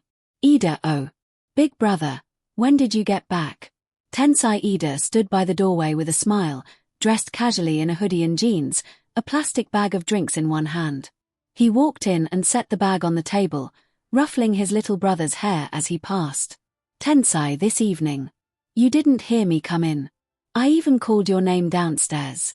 You've been locked up here all day. 𝐒𝐿 adjusted his glasses and tried to compose himself. 𝐒𝐿, apologies. I must have been preoccupied. Tensai raised an eyebrow and plopped down in the chair across from him, cracking open a bottle of tea. Tensai, preoccupied. That's not like you. Usually by now you'd have made a detailed breakdown of your entire performance and filed it alphabetically. He took a sip. Tensai, did something happen? 𝐒𝐿 hesitated. His fingers drummed lightly against the surface of the table, a rare sign of uncertainty. He looked at his brother, his idol, really, and exhaled slowly. 𝐒𝐿, I believe I did well on the exam. I responded promptly to the threats, rescued 2 other students from a collapsing structure, and secured enough points, at least by my own calculations, to qualify for consideration. But Tensai prompted gently. But 𝐒𝐿 leaned forward, placing his hands on the table. 𝐒𝐿, there was a student. A boy I met during the exam. His name was Izuku Midoriya. And I cannot explain what I saw. Tensai's eyes narrowed with interest. Tensai, what do you mean? 𝐒𝐿, he didn't stand out at first, 𝐒𝐿 admitted. 𝐒𝐿, he was quiet. Almost unremarkable. In fact, I had assumed he was perhaps not cut out for UA. He looked unsure of himself, hesitant to step into the arena. Tensai chuckled. Tensai, sounds like someone you would have corrected on the spot. I did, Ida said, smiling faintly. Tensai, I told him not to waste time before the signal. And then, he moved. Ida sat back in his chair, shaking his head slowly. Ida, I didn't see him leave the ground. 1 second he was there on the street near Mian, the next, he was a blur. A sonic boom followed. I thought it was a malfunction at first, perhaps a support item gone haywire. But no. It was him. He was tearing through the robots at such velocity that the wind itself seemed to ripple behind him. They weren't just being defeated, they were being dismantled. Crushed. Torn apart as if by some invisible force. Tensai leaned forward now, eyebrows raised. Tensai, what kind of quirk was it? Ida, according to the murmurs I overheard afterward, and what I read when I glanced at the tablet screen, I did my own investigation. It's called solar core. Ida folded his hands. Ida, it passively absorbs solar energy. That was the only description. Tensai frowned. Tensai sounds simple enough. Ida, it shouldn't account for what he did, Ida said firmly. Ida, he flew, Tensai. He flew. At speeds that broke the sound barrier. He lifted debris heavier than any first year should handle. And most of all, he destroyed the 0-pointer. Tensai blinked. He what? I was there, Ida said, his voice quieter now. Ida, I saw it. The robot descended on a girl who was injured. Everyone else ran.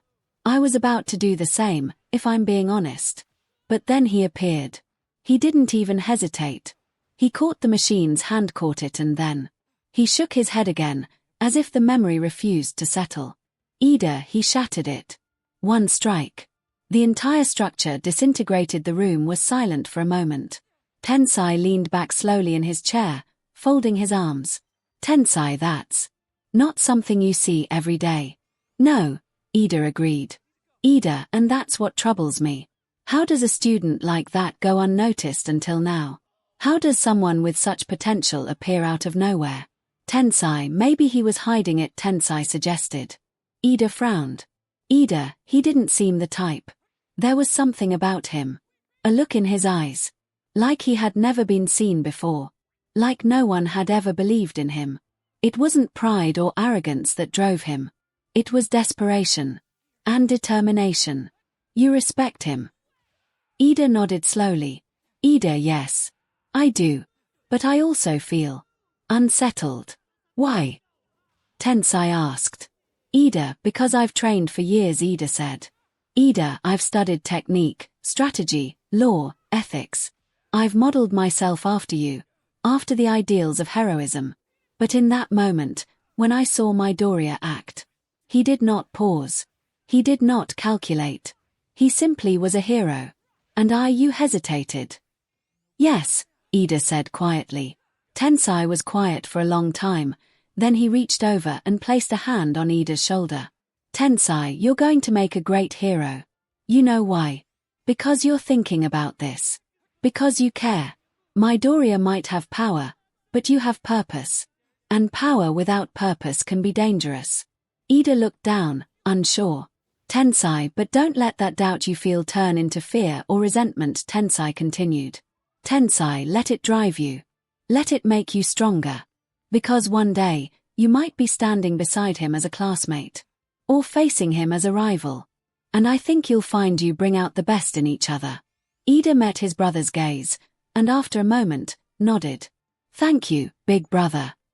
Tensai smiled, standing up and stretching. Tensai, now come downstairs and eat something. You've been brooding for hours. You need fuel if you're going to keep overthinking your greatness. Ida chuckled despite himself and followed his brother out the door, but even as they walked, one name lingered in his thoughts. A name he would remember for a long time. Izuku Midoriya. I woke up feeling strangely alert, like my body was already ready for something before my mind had even caught up. I stretched and sat up, blinking a few times against the soft light that filtered through the curtains. A whole week had passed. A full 7 days since the UA entrance exam, and yet, nothing. No message. No letter. No email. Not even a rejection. Shouldn't they have released the results by now? I muttered to myself as I dragged my feet toward the small kitchen. I yawned, grabbing the kettle and heating up water. The smell of instant coffee began to fill the room, warm and bitter. I poured it into my chipped mug and took a small sip, letting the heat spread through me. I had tried to stay positive lately. Tried to convince myself that I did well, that there was nothing to worry about.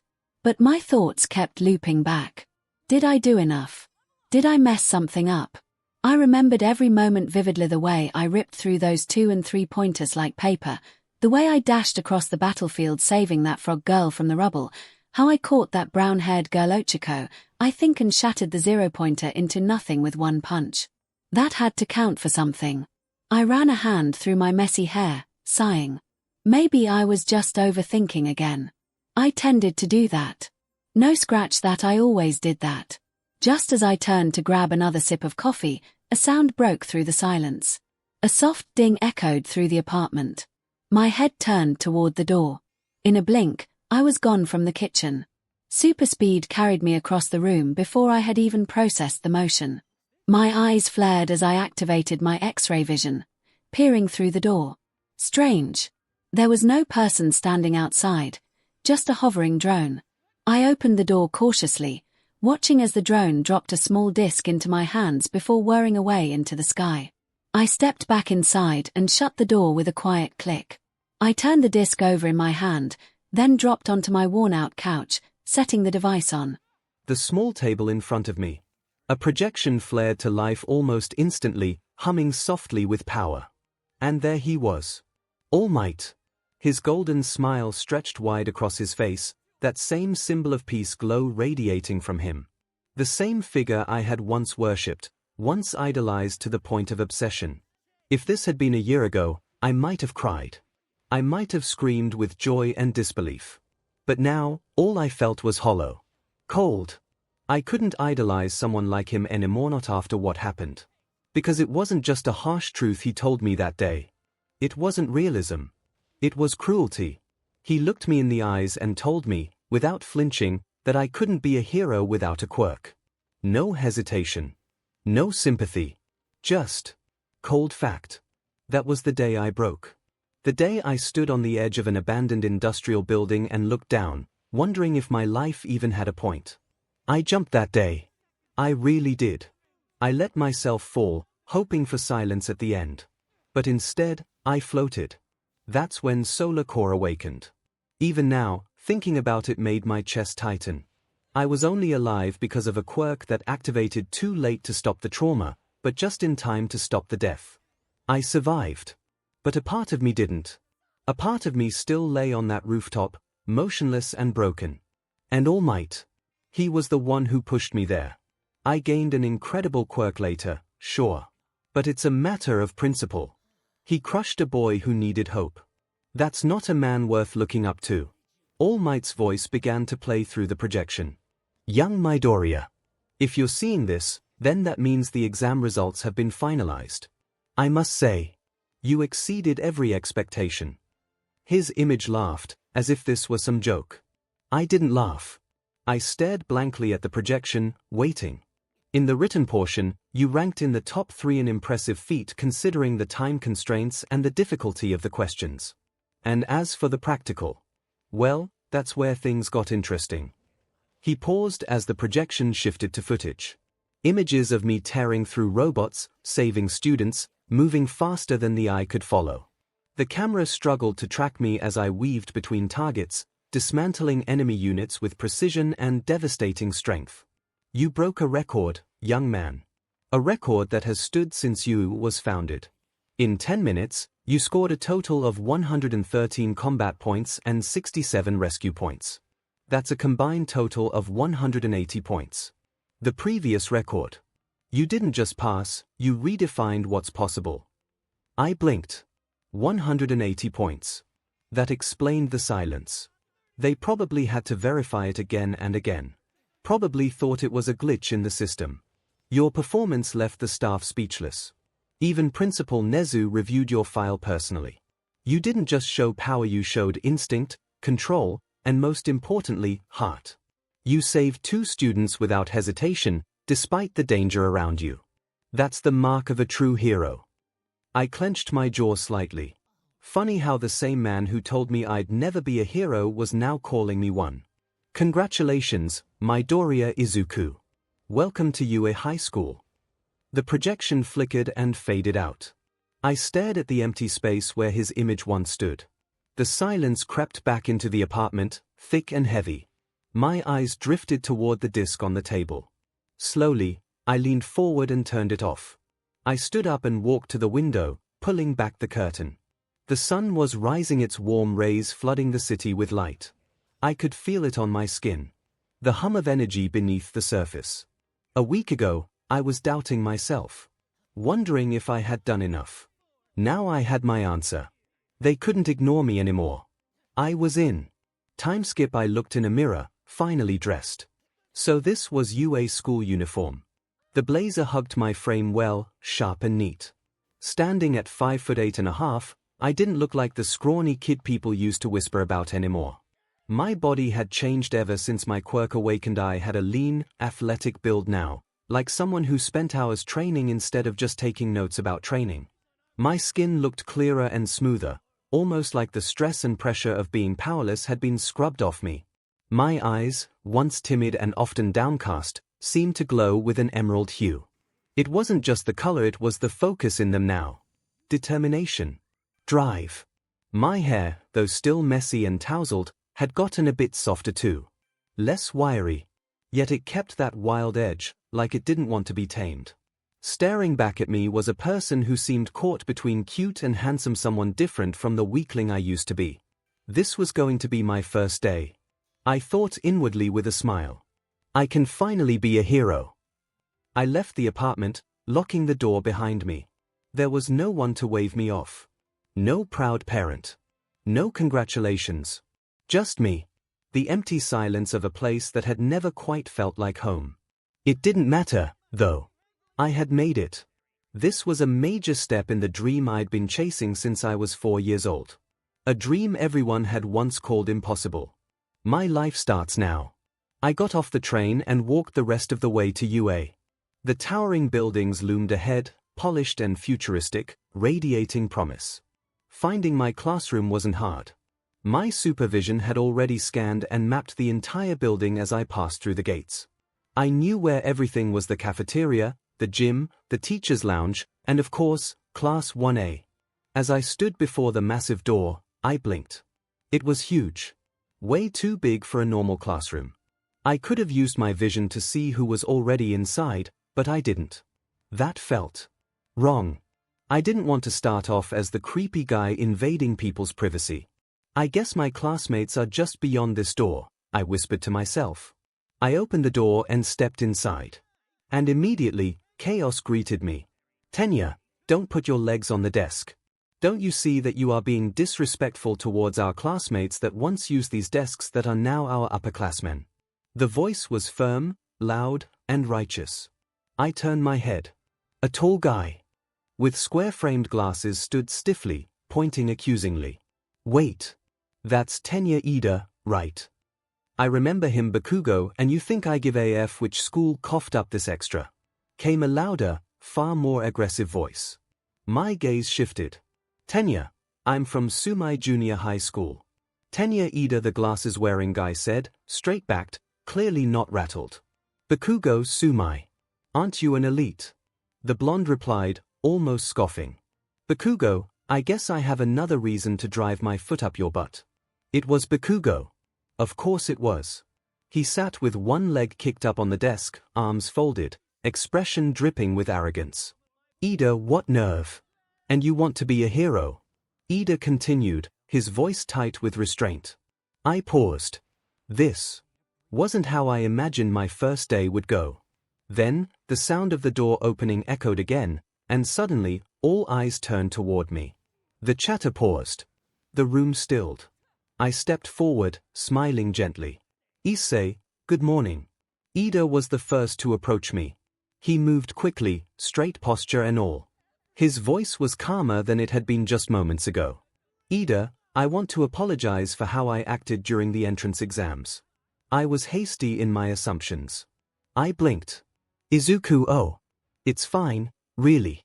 I kind of forgot about it, honestly. He looked relieved, nodded firmly, then stepped aside. Then I noticed them two girls sitting not far from each other.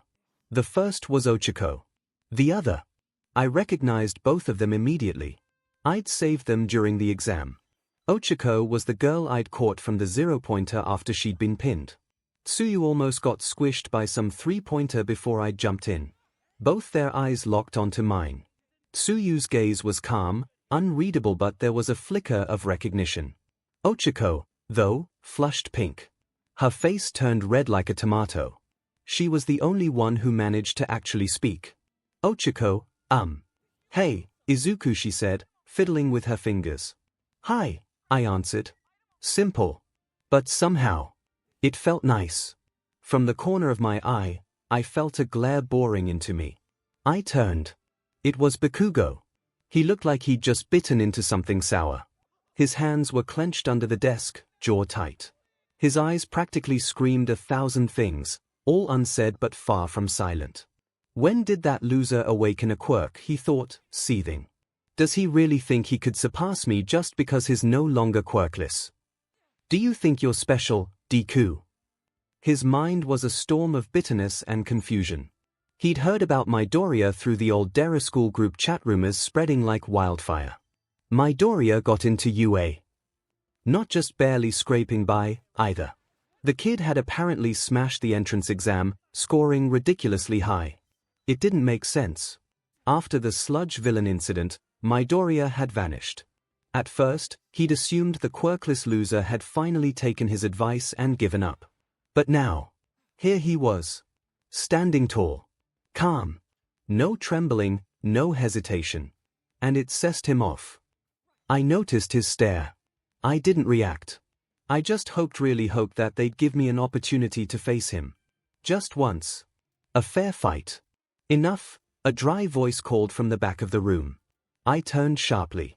Someone was crawling out of a yellow sleeping bag on the floor. What the dash? He stood up, slowly, brushing hair out of his tired-looking face. Aizawa, my name is Shota Aizawa, and just like that. Everything got quiet. Hey, who's that? Someone muttered. The man unzipped the bag just enough to reveal his exhausted, bloodshot eyes, scanning the room with an unimpressed glare. It took you 8 seconds to quiet down. Time is limited. Rational students wouldn't waste it. A beat of silence. Then, wait, is he our teacher? Without ceremony, the man wriggled out of his sleeping bag, standing in his rumpled black hero costume, capture weapon loosely draped around his neck. He dug into his pocket and pulled out a gym uniform, tossing it onto the desk. Aizawa, put these on and meet me at ground beta. A blonde student shot up, grinning. Hey, teach. What's the deal with the dash? Aizawa's scarf lashed out, wrapping around the boy in an instant, yanking him forward until they were face to face. His hair lifted, eyes glowing red, his quirk nullifying the students in an instant. The class recoiled. Aizawa, you're wasting my time, Aizawa said flatly. Aizawa, and if you keep wasting it, you'll learn the hard way why that's a bad idea. He released him, turning toward the door. Aizawa, be outside in 5 minutes. Or don't bother coming back. The door slid shut behind him. The class sat frozen. Then, chaos. What the hell was that? Time skip. That man is weird, I muttered as I pulled the UA gym shirt over my head. The fabric fit snugly around my torso, tighter than I expected. I glanced at my reflection in the bathroom mirror again, blinking a few times. I never realized I was this muscular. My frame was still lean, built more for agility than brute strength, but the definition was undeniable. My arms were toned, my chest was firm, and my abs. 6 solid lines formed a defined six-pack, like something out of a fitness magazine. My skin, fair and a little flushed from changing quickly, stretched over muscle that didn't seem like it belonged to the same kid who used to be called Deku in middle school. I hadn't even done any extreme training like lifting weights or bodybuilding, not that I remembered. Not like I eat much anyways. Third-person view. The bathroom door swung shut behind him with a soft hiss, the quiet hum of fluorescent lights buzzing overhead. Izuku stepped in and moved toward the sink, turning on the tap and splashing a bit of water on his face. He didn't need it, but something about the moment, the silence, the solitude helped him keep his nerves steady. His reflection stared back at him, green eyes glowing faintly like polished emeralds, hair still wild and tousled but somehow softer than it used to be. His features had become more defined, a mix of boyish charm and something sharper, something more mature. The door creaked again and a voice broke the silence. "Yo. You're Midoriya, right?" Izuku turned, blinking in surprise. A tall boy with short black hair and a relaxed smile had walked in. His sharp eyes had a lazy confidence about them. "Kaminari, I'm Kaminari Denki," he said, stepping up beside him at the sink. "Kaminari, dude, you're kind of famous already, you know that. You broke the entrance exam record. That was you, right?" Izuku's eyes widened. "Famous?" he asked, voice unsure. "Izuku, I didn't know people knew about that." "Oh, people know," another voice chimed in from behind them. A boy with red spiky hair and sharp teeth stepped forward, slapping a hand on Kaminari's shoulder. "Kirishima Eijuru. Nice to meet Midoriya. Man, you really tore up the field during the exam. Everyone's been talking about it." Izuku flushed slightly, rubbing the back of his neck. "Izuku, I just did what I could." "Just did what you could?" A third voice laughed. "You got the highest score in UA history. That's not just doing what you could, that's going plus ultra from the start." The speaker this time was Zero Hunter, tall and slender with a mischievous glint in his eyes. He leaned casually against the wall near the hand dryers. "Zero, I saw the footage, heard you saved like 2 girls, and took down some insane robot. How'd you even do that? Your quirk must be insane." "IIT's called 𝐶𝐿, Izuku murmured. "Izuku, I'm still figuring it out, honestly. I didn't even know it could do most of that until it happened." "Kirishima, wait, so it's one of those body enhancement quirks?" Kirishima asked, eyes narrowing with interest. "Kirishima, like it boosts your strength and stuff." "Izuku, I guess. It stores energy and then circulates it through my body. It keeps adapting, like it's always trying to push me to the next level," Izuku explained, still hesitant, still trying to find the words. "Kaminari, yo, that's pretty sick," Kaminari whistled. "Kaminari, no wonder you look like that. I thought you were one of those gym rats at first." Izuku blinked. "Izuku, what do you mean?" "Kaminari, I mean, no offense, but you look like a cinnamon roll, but a jacked cinnamon roll," Kaminari grinned. "Kaminari, like, soft face, but you've got arms that could bend steel." "Izuku, I really haven't done that much training," Izuku admitted, voice growing small. "Izuku, I think the quirk's doing it on its own. I only started training seriously after I awakened it." "Zero, his modest 2." Zero chuckled. "Zero, great. Now I feel like a bum." Before Izuku could reply, another voice joined in, calm and quiet but with a polite curiosity behind it. "Shoji, are you all preparing for the quirk assessment?" It was Shoji Mizo, towering over the others with his many arms. Despite his intimidating size, his presence was gentle. "Shoji, we should make the most of the 5 minutes Aizawa gave us." "Kirishima, yeah, we're just talking to Midoriya here," Kirishima said, gesturing toward him. "Kirishima is the one who broke the entrance exam record." Shoji looked at him thoughtfully, then nodded. "Shoji, impressive. I am Shoji Mizo. It's good to meet you." A shorter boy with a strange purple dome of hair strolled in behind him, trying not to look too impressed. Minoru Mineta. I heard about you too. Kind of hard not to. You knocked out the scoring system, right? Guess the girls love that kind of thing." Izuku didn't know how to respond to that. He wasn't used to being noticed, let alone admired. His cheeks were burning now. "Tokoyami Fumikage," another voice introduced itself. The boy's head was avian, but his posture and voice were calm, composed. "Tokoyami, strength aside, I heard you were decisive and protected others during the exam. That is a quality I respect." Thank you," Izuku said, bowing slightly out of reflex. 2 more students entered next. One had long, black hair tied in a ponytail and wore rectangular glasses. The other was more reserved, with small goggles resting on his forehead and shaggy brown hair. "Yuga, the flamboyant one said with a sparkle in his smile. "Though you may be dazzling, you are now in the presence of true brilliance. The other gave a small wave. 𝐂𝐐𝐻𝐿. Good to meet you. All the attention was overwhelming. Izuku kept nodding and smiling, struggling to keep up with all the names. He hadn't expected this at all. Back in middle school, no one ever spoke to him like this, let alone with admiration. And yet, while the others laughed and joked and talked around him, one boy stood apart. Near the wall, arms crossed, eyes hard and unmoving. Bakugo. Izuku could feel the weight of his stare even though he hadn't looked directly. It was hot. Angry. Burning a hole in the back of his head. He didn't have to hear what Bakugo was thinking. He could feel it. Izuku swallowed, forcing himself not to look. He could deal with Bakugo later. Right now, these people, his classmates, were showing him something he'd never had before: curiosity, camaraderie, interest. The timer on the wall beeped. "Shoji, time's up," Shoji muttered. One by one, they started heading out of the bathroom, the easy chatter trailing behind them. Izuku lingered a moment, staring once more at his reflection. His eyes glowed faintly. He smiled just a little. Then turned and followed them back into the world.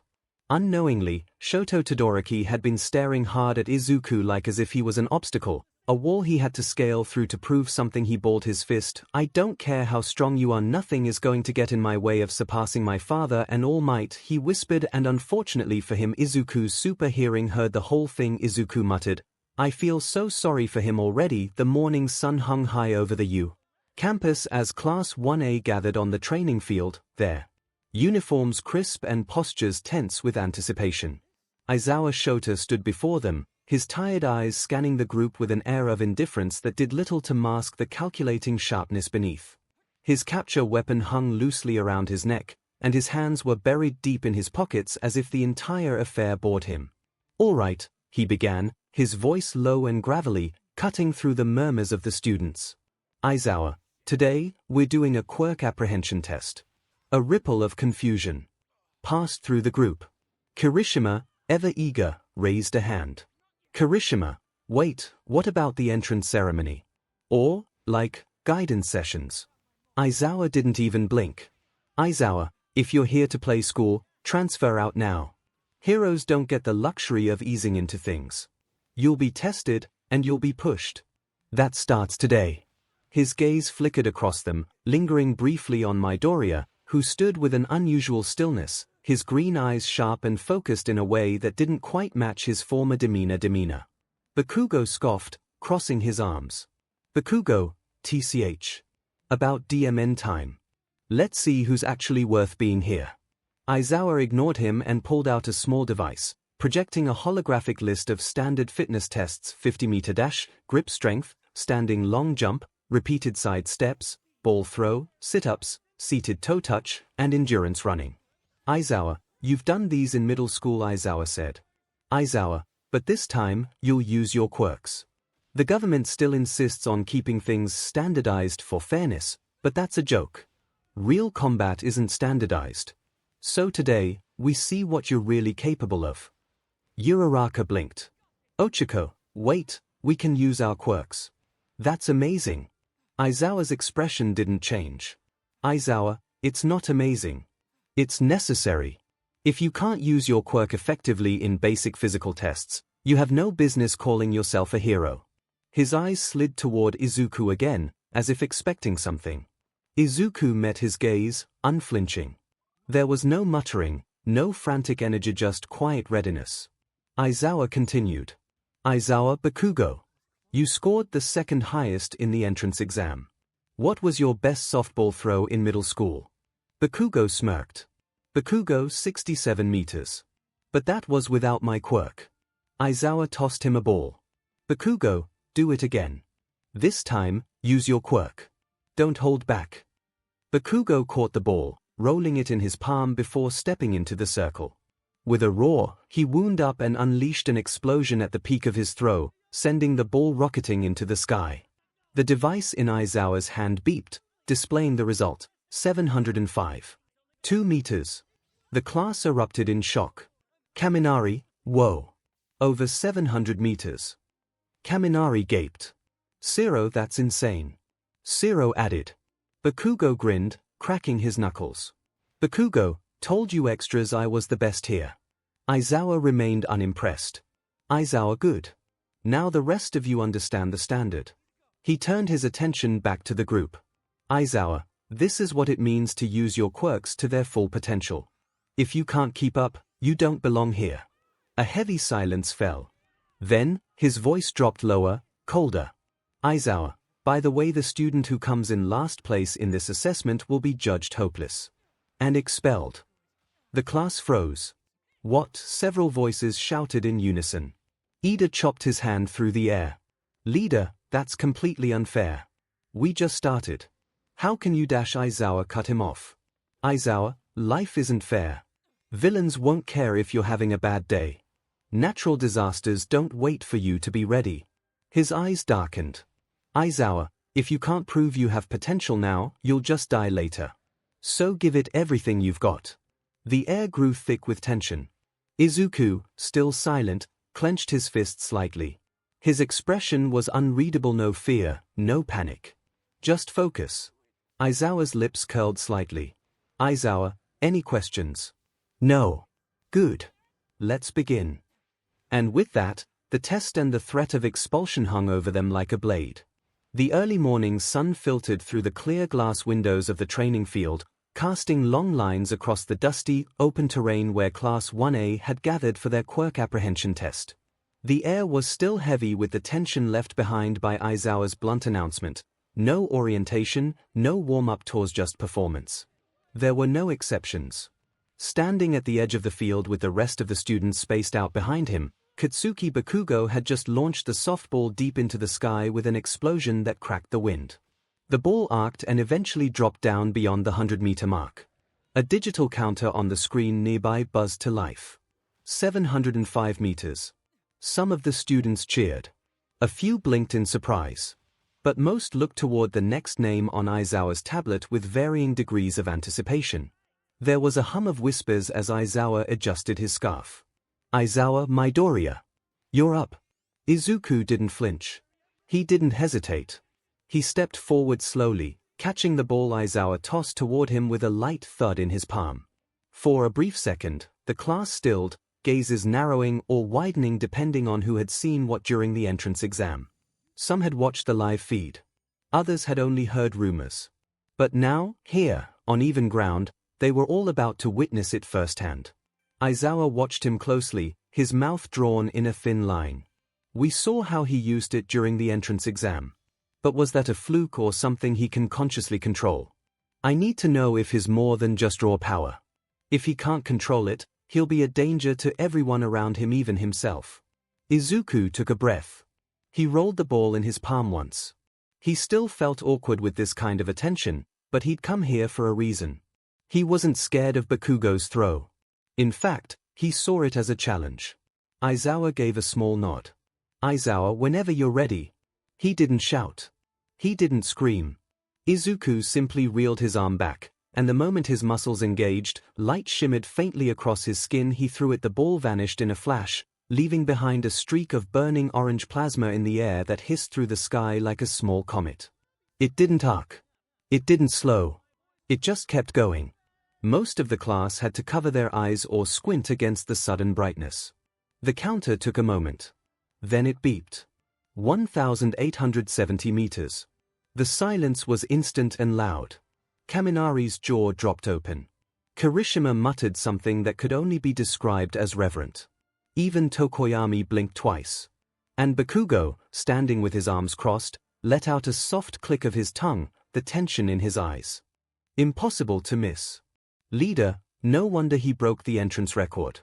Ida muttered under his breath, adjusting his glasses. Uraraka clapped absent-mindedly before realizing no one else had moved, her eyes wide. Uraraka, that was. Like. It disappeared. Shoji, I couldn't even see it, Shoji added, his voice quiet. Zero, he left a plasma trail, Zero muttered. Zero, like how? Kaminari, he didn't even wind up that much, Kaminari said, blinking rapidly. Kaminari, like, no dramatic build-up or anything. Aizawa checked the reading again, then turned away from the screen, his scarf rustling lightly. He said nothing, but he did take another mental note. It's not just raw energy. He has directional control. No injuries. No sign of strain. So far. Stable. The test continued, and slowly the class began to find its rhythm again. Next up was the 50-meter dash. Ida was the first to take off, engines roaring from his calves. His time, 3.4 seconds. The others followed. Kaminari managed 5.49 seconds. 𝐒𝐻𝐿 came in close to 6 flat. Tokoyami, long-legged and precise, clocked in at 4. Then it was Izuku's turn again. He took position quietly. No words, no showboating. When the buzzer blared, he moved. Or rather, he vanished. The timer barely registered it before stopping. 0.1 seconds. Kaminari, are you serious? Kaminari shouted. Kirishima, that wasn't speed, Kirishima said, jaw slack. Kirishima, that was teleportation. Tokoyami, no. I don't think he even activated anything, Tokoyami murmured. Tokoyami, his body, moved on instinct. That wasn't a speed quirk. It's like his body evolved to do that naturally. Ema, his footwork didn't even distort the ground, Ema whispered, stunned. Ema, that kind of output would usually leave craters. Actually, that's due to his tactile telekinesis field. It's an ability I forgot to add to his bio, basically the reason why he can carry things without them breaking apart when flying or running. Aizawa narrowed his eyes. No time lag. No recoil. His movements are balanced. That level of acceleration should snap ligaments or dislocate joints if it weren't properly adapted. His quirk is doing more than just boosting him. It's reshaping him internally. Then came grip strength. Kirishima set the bar high with an impressive 540 kilograms. Shoji beat even that. But when Izuku stepped forward, took the handle, and gently squeezed, the machine gave a strangled beep before crumbling with a sharp crack. Bits of its frame split, a puff of smoke rose from the core. Izuku blinked and looked down at the fragments. Izuku, I didn't mean to break it. Mineta, it crumbled like wet clay. Mineta whispered, eyes wide. Mineta, how strong is this guy? Uraraka stared. Uraraka, back then I thought he looked kinda soft the first time I met him, Shoji. He looks like a model but moves like a war machine, Shoji said from nearby, arms crossed thoughtfully. Koda quietly stepped away after his own attempt, casting Izuku a look that mixed awe and confusion. Even Ayama, who rarely showed genuine emotion behind his glittering facade, looked truly humbled. When it came to the side jump, Midoriya didn't even shift weight. His feet barely touched the ground between each burst. His body moved like he weighed nothing at all, skipping cleanly between the flags like light refracted off water. Aizawa didn't bother commenting. He knew the readings would be exceptional again. But through it all, the other students weren't idle. Kirishima gave every trial his all, shouting manly encouragements regardless of his own performance. 𝐒𝐿 cracked jokes even as he tripped over a measuring stick during the repeated side steps. Kaminari accidentally shorted out one of the monitors during his electric burst challenge, scratching his head with an apologetic grin while Gyro rolled her eyes nearby. Shoji dominated raw strength categories while being careful not to overshadow the smaller students. Tokoyami remained cool and composed, his shadow moving with eerie precision during a shadow reflex segment Aizawa tossed in at the last minute. Even Mineta tried to stay competitive, sticking his pop-off ball to the wall and trying to swing himself through the air like a makeshift monkey bar routine. He failed, but he gave it a shot. But no matter how well anyone did, Izuku's scores kept turning heads. Every time he stepped forward, there was a weight to the air. A presence. And despite that, he never once acted smug. If anything, he seemed increasingly flustered each time someone complimented him, bowing quickly, muttering thanks, and looking like he wanted to disappear under his collar. When it was all over, Aizawa stood before them again, eyes scanning the screen on his device. Aizawa, no one's getting expelled, he said finally. Aizawa, it was a rational deception. I wanted to see how you handled pressure. The students exhaled all at once. Some groaned. Others laughed. 𝐒𝐿 fell to his knees dramatically. Aizawa, but make no mistake, Aizawa continued. Aizawa, these tests were real. This is the level of performance you'll be expected to maintain and improve if you want to stay here. That includes you, Midoriya. Izuku nodded quickly, eyes serious. Behind him, Bakugo stood, arms crossed, his knuckles white. He hadn't said a word all day. But he'd seen everything. And for the first time in years, the fire in his eyes wasn't just rage. It was fear. And something much, much worse. Recognition. Timeskip Izuku's first-person view. The classroom buzzed with conversation, low murmurs flowing like waves as everyone gradually settled into their seats. My heart still hadn't quite caught up with everything that had just happened. From the apprehension test to Aizawa-sensei's harsh methods, and the way everyone had stared at me during each test. It was a whirlwind. I tried to keep my head down as I took my seat, glancing around the room. Most of the students were still sneaking looks my way, some with curiosity, others with a trace of awe. Even Bakugo, sitting several rows back, was quiet. That alone was unnerving. I gripped the edge of my desk and exhaled slowly. After the last trial ended, Aizawa-sensei had simply told us to head back to class, but his expression lingered in my mind. He hadn't looked as disappointed as before. If anything, there was a hint of approval in his tired gaze. "Kaminari, man, that was insane," Kaminari said from behind me, leaning forward with a wide grin. "Kaminari, that ball throw. I thought it was gonna break the sound barrier or something." Zero nodded beside him. "Zero, no kidding. I swear it left a heat trail. Your quirk didn't sound like what you said in the lockers, man." All eyes drifted to me again. I scratched the back of my head sheepishly, trying to smile, though I could feel the blood rushing to my cheeks. "Izuku, it's really not that flashy," I began, looking down at my fingers. "Izuku, it's basically photosynthesis. My body absorbs sunlight and converts it into energy. The more I absorb, the stronger and faster I become.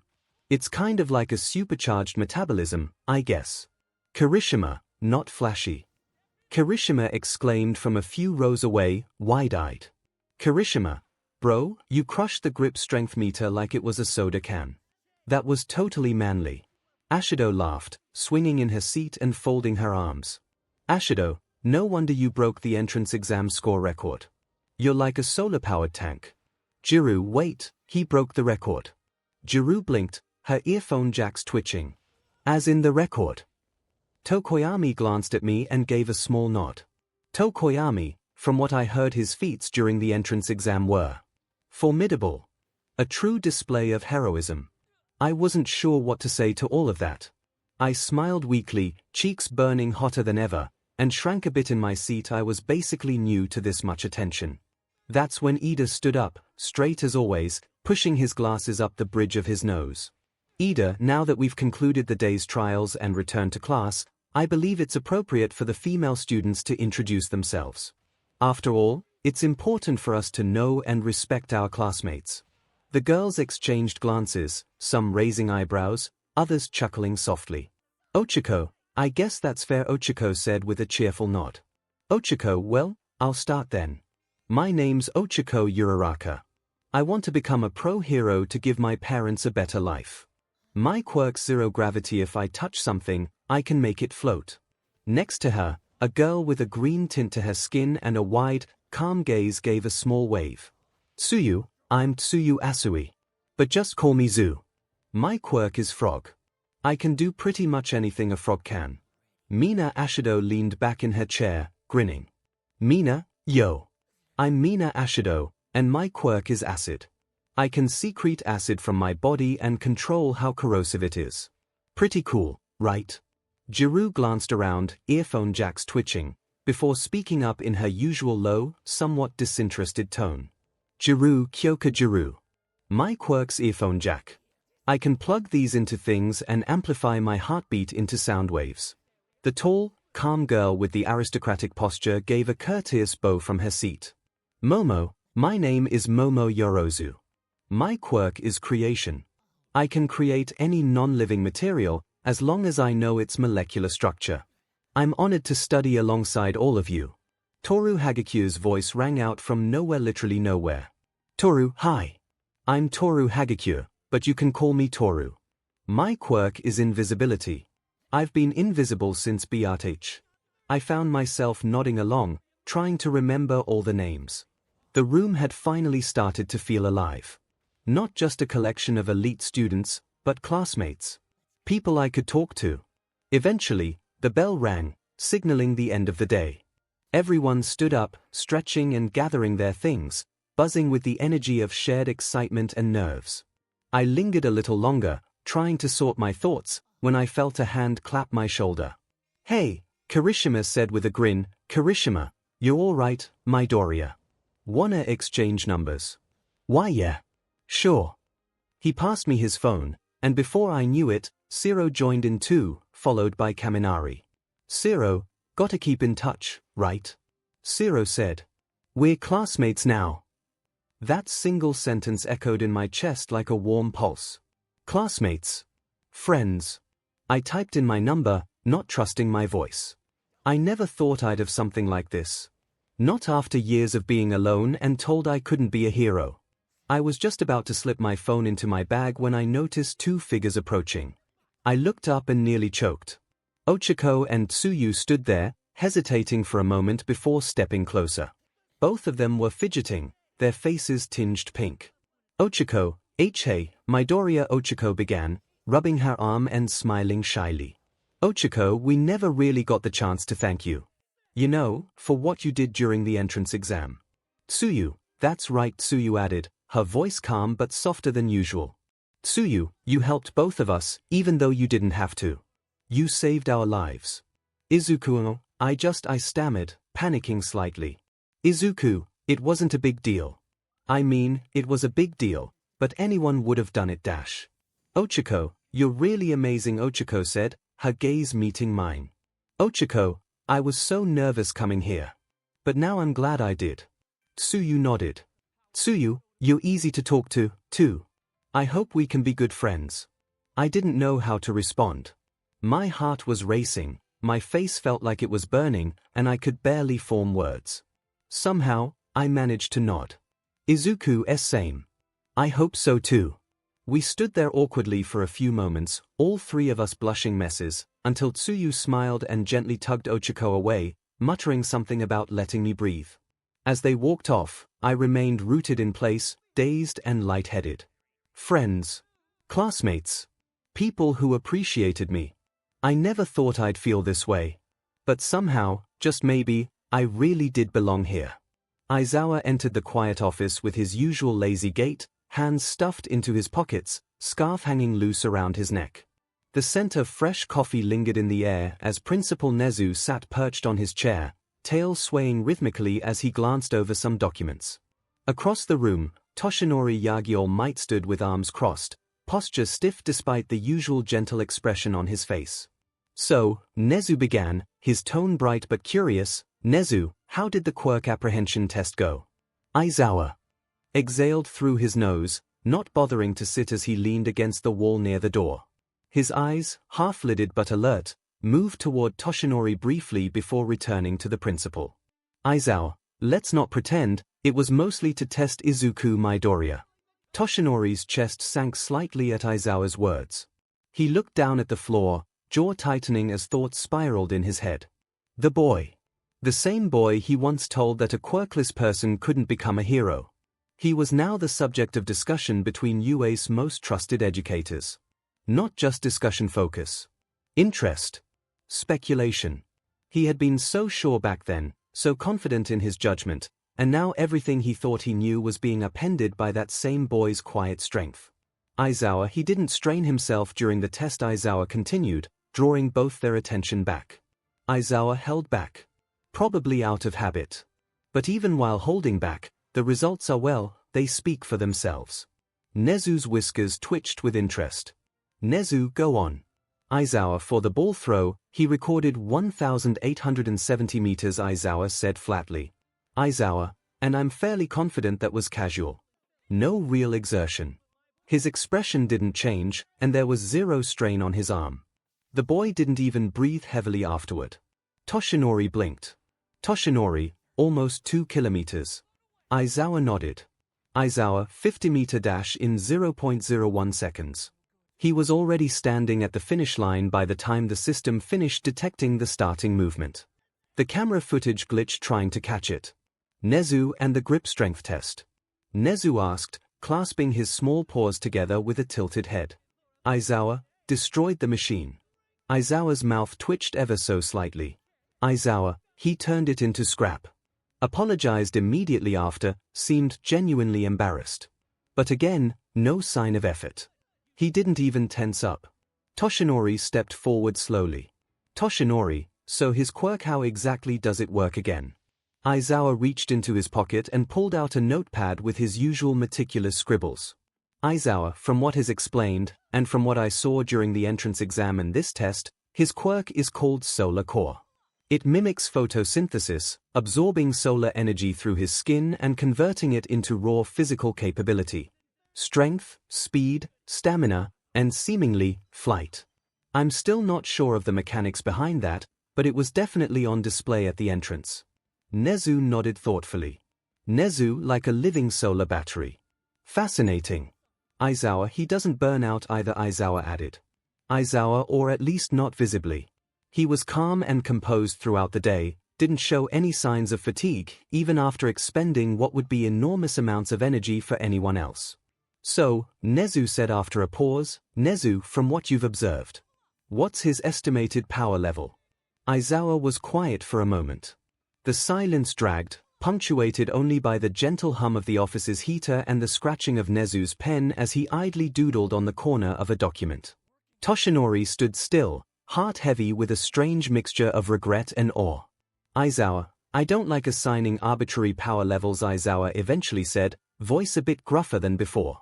𝐈𝐳𝐽, but if we're going by current stats, and this is him holding back, then we're not looking at a student who simply belongs at UA. Toshinori looked up sharply. 𝐈𝐳𝐽, we're looking at someone who could easily fight with, or even against, current pro heroes, 𝐈𝐳𝐽 finished. 𝐈𝐳𝐽, as for his potential is refined. Maybe even top 10. And that's without any professional combat training yet. Toshinori, that's incredible, Toshinori murmured. Toshinori, he has that kind of strength already. 𝐈𝐳𝐽, his also extremely humble, 𝐈𝐳𝐽 said. 𝐈𝐳𝐽 didn't brag once. When I confronted him about his quirk, he looked more anxious than proud. Like he was afraid of standing out too much. But it's impossible not to notice him. The power's overwhelming, and it's efficient. Controlled. His movements are clean, precise. No wasted effort. 𝐒𝐻𝐈's eyes sparkled. 𝐒𝐻𝐈, and what do you make of his mental fortitude? 𝐈𝐳𝐽's eyes narrowed slightly. 𝐈𝐳𝐽, stable. Cautious. Observant. Possibly a bit self-deprecating, but that may be due to his past experiences. He still acts like a kid who doesn't want to draw attention to himself. 𝐒𝐻𝐈 tapped a claw against his chin. 𝐒𝐻𝐈, that may be our greatest challenge, then.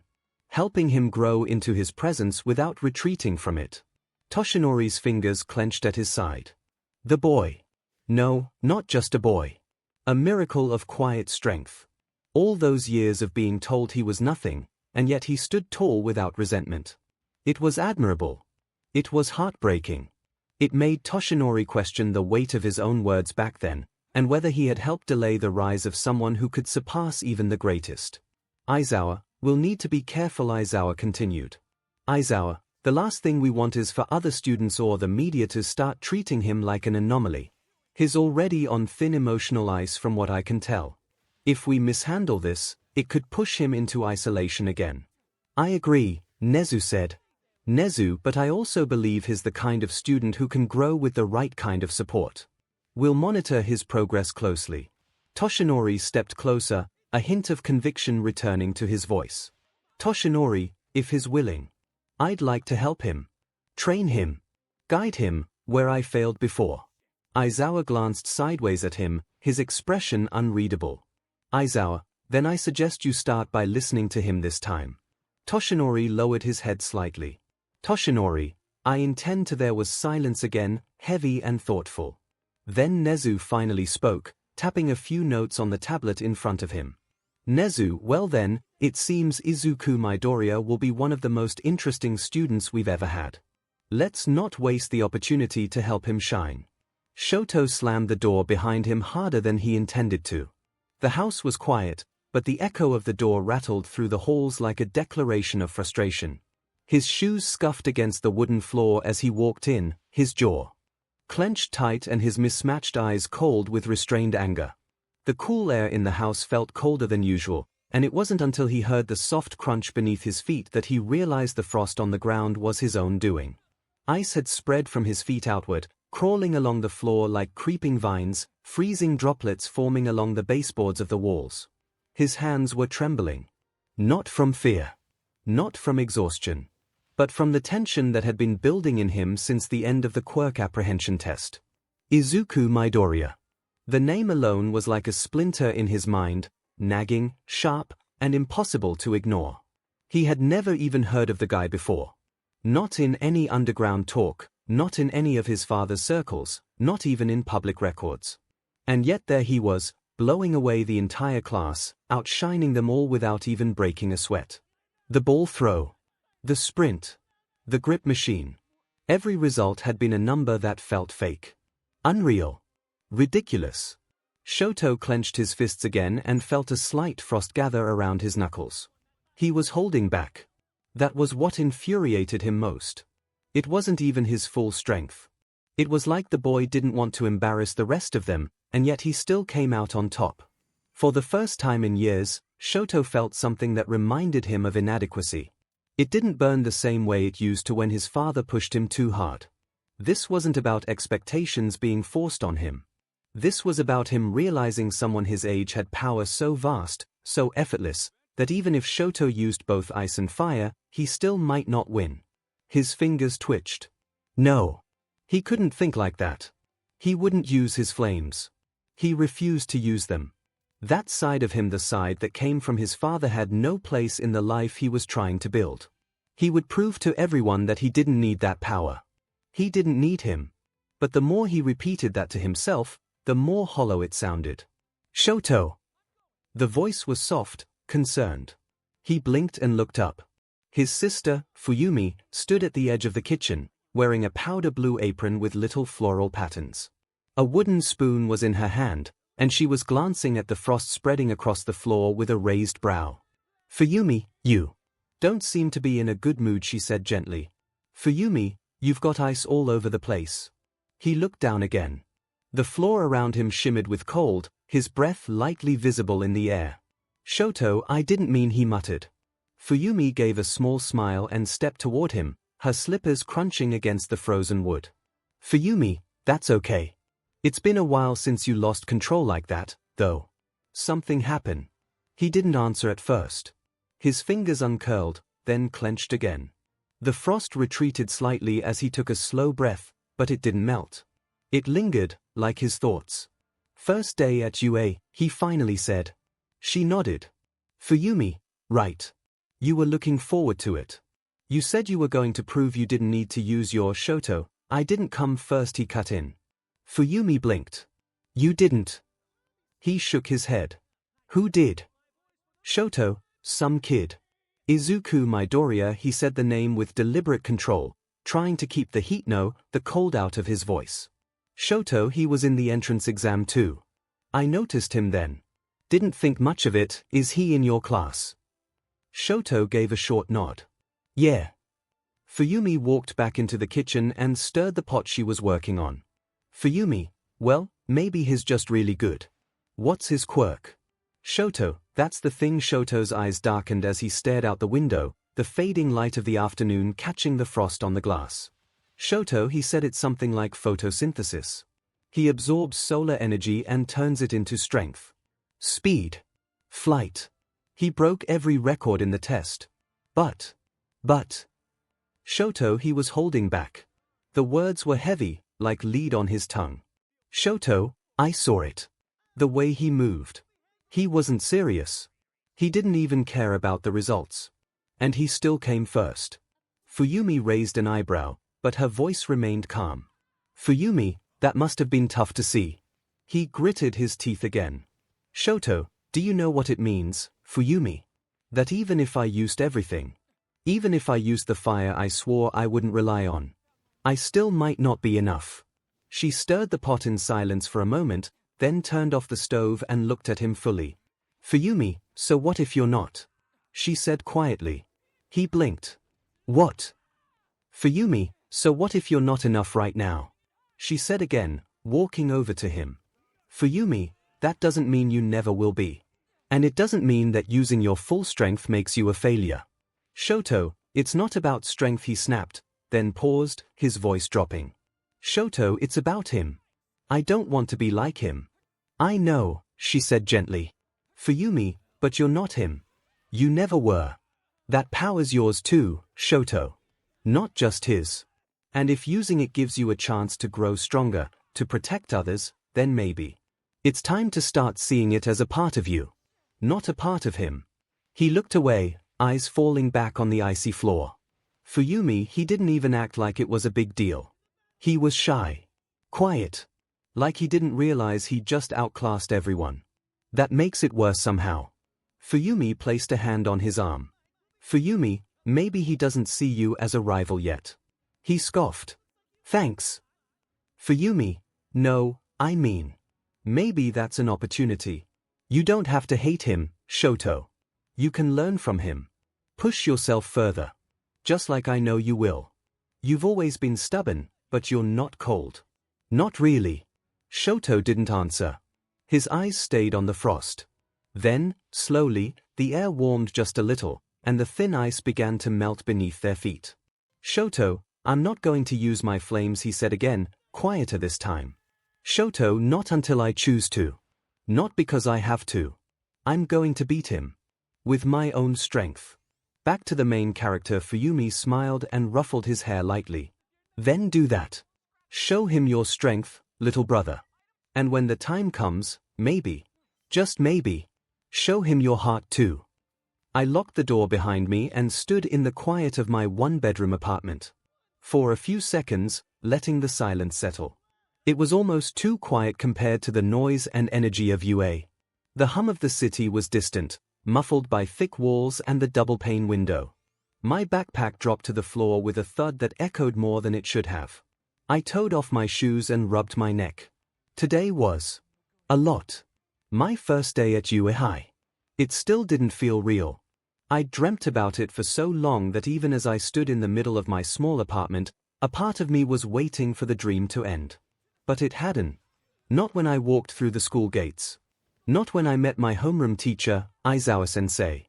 Not even when I stood on the field and went through the Quirk apprehension test. The test. I still couldn't believe how it went. I had planned to hold back. And I did. Mostly. Enough not to make a scene. But even holding back, I could feel the difference. The power was there, like a sun burning under my skin, humming softly in my chest and waiting to be used. It had become so natural I almost forgot there was a time I didn't have it. Even the smallest effort now did what I couldn't have even imagined a year ago. And the others? They looked at me. Not with disgust. Not with pity. But with curiosity. Respect. Some even smiled at me like we were already friends. That was the strangest part. I wandered into the kitchen and opened the fridge. I didn't have to eat anymore. My quirk took care of almost, my body ran perfectly due to solar energy. But I still liked food. The smell, the warmth, the act of making something with my hands. I missed it. So tonight, I was going to cook something. Not because I needed to, but because I wanted to. I grabbed some vegetables and leftover chicken from the fridge and got to work. The knife chopped rhythmically against the cutting board. The sizzle of oil hitting the pan followed. I lost myself in the motions: wash, chop, stir, flip. It felt familiar. Safe. A celebration, I thought, smiling a little. For the first time in over 10 years, I had friends. The realization stopped me for a moment. My hand paused over the pan, the spoon dripping sauce onto the stove. I really had friends. I didn't know what changed. Maybe it was the school. Maybe it was me. Maybe I finally stopped trying to apologize for existing. But today, when I talked to Ochiko, when I laughed at Siro's joke, when I spoke to Tsuyu and actually talked to her without I felt like I belonged. The phone buzzed on the counter. I wiped my hands on a towel and picked it up. 17 unread messages. I blinked. That couldn't be right. I opened them. Group chat, 1A meme Lord Zero, yo Midoriya, you got hops bro Kaminari, For real though, that jump during the test. You sure you didn't come from Krypton?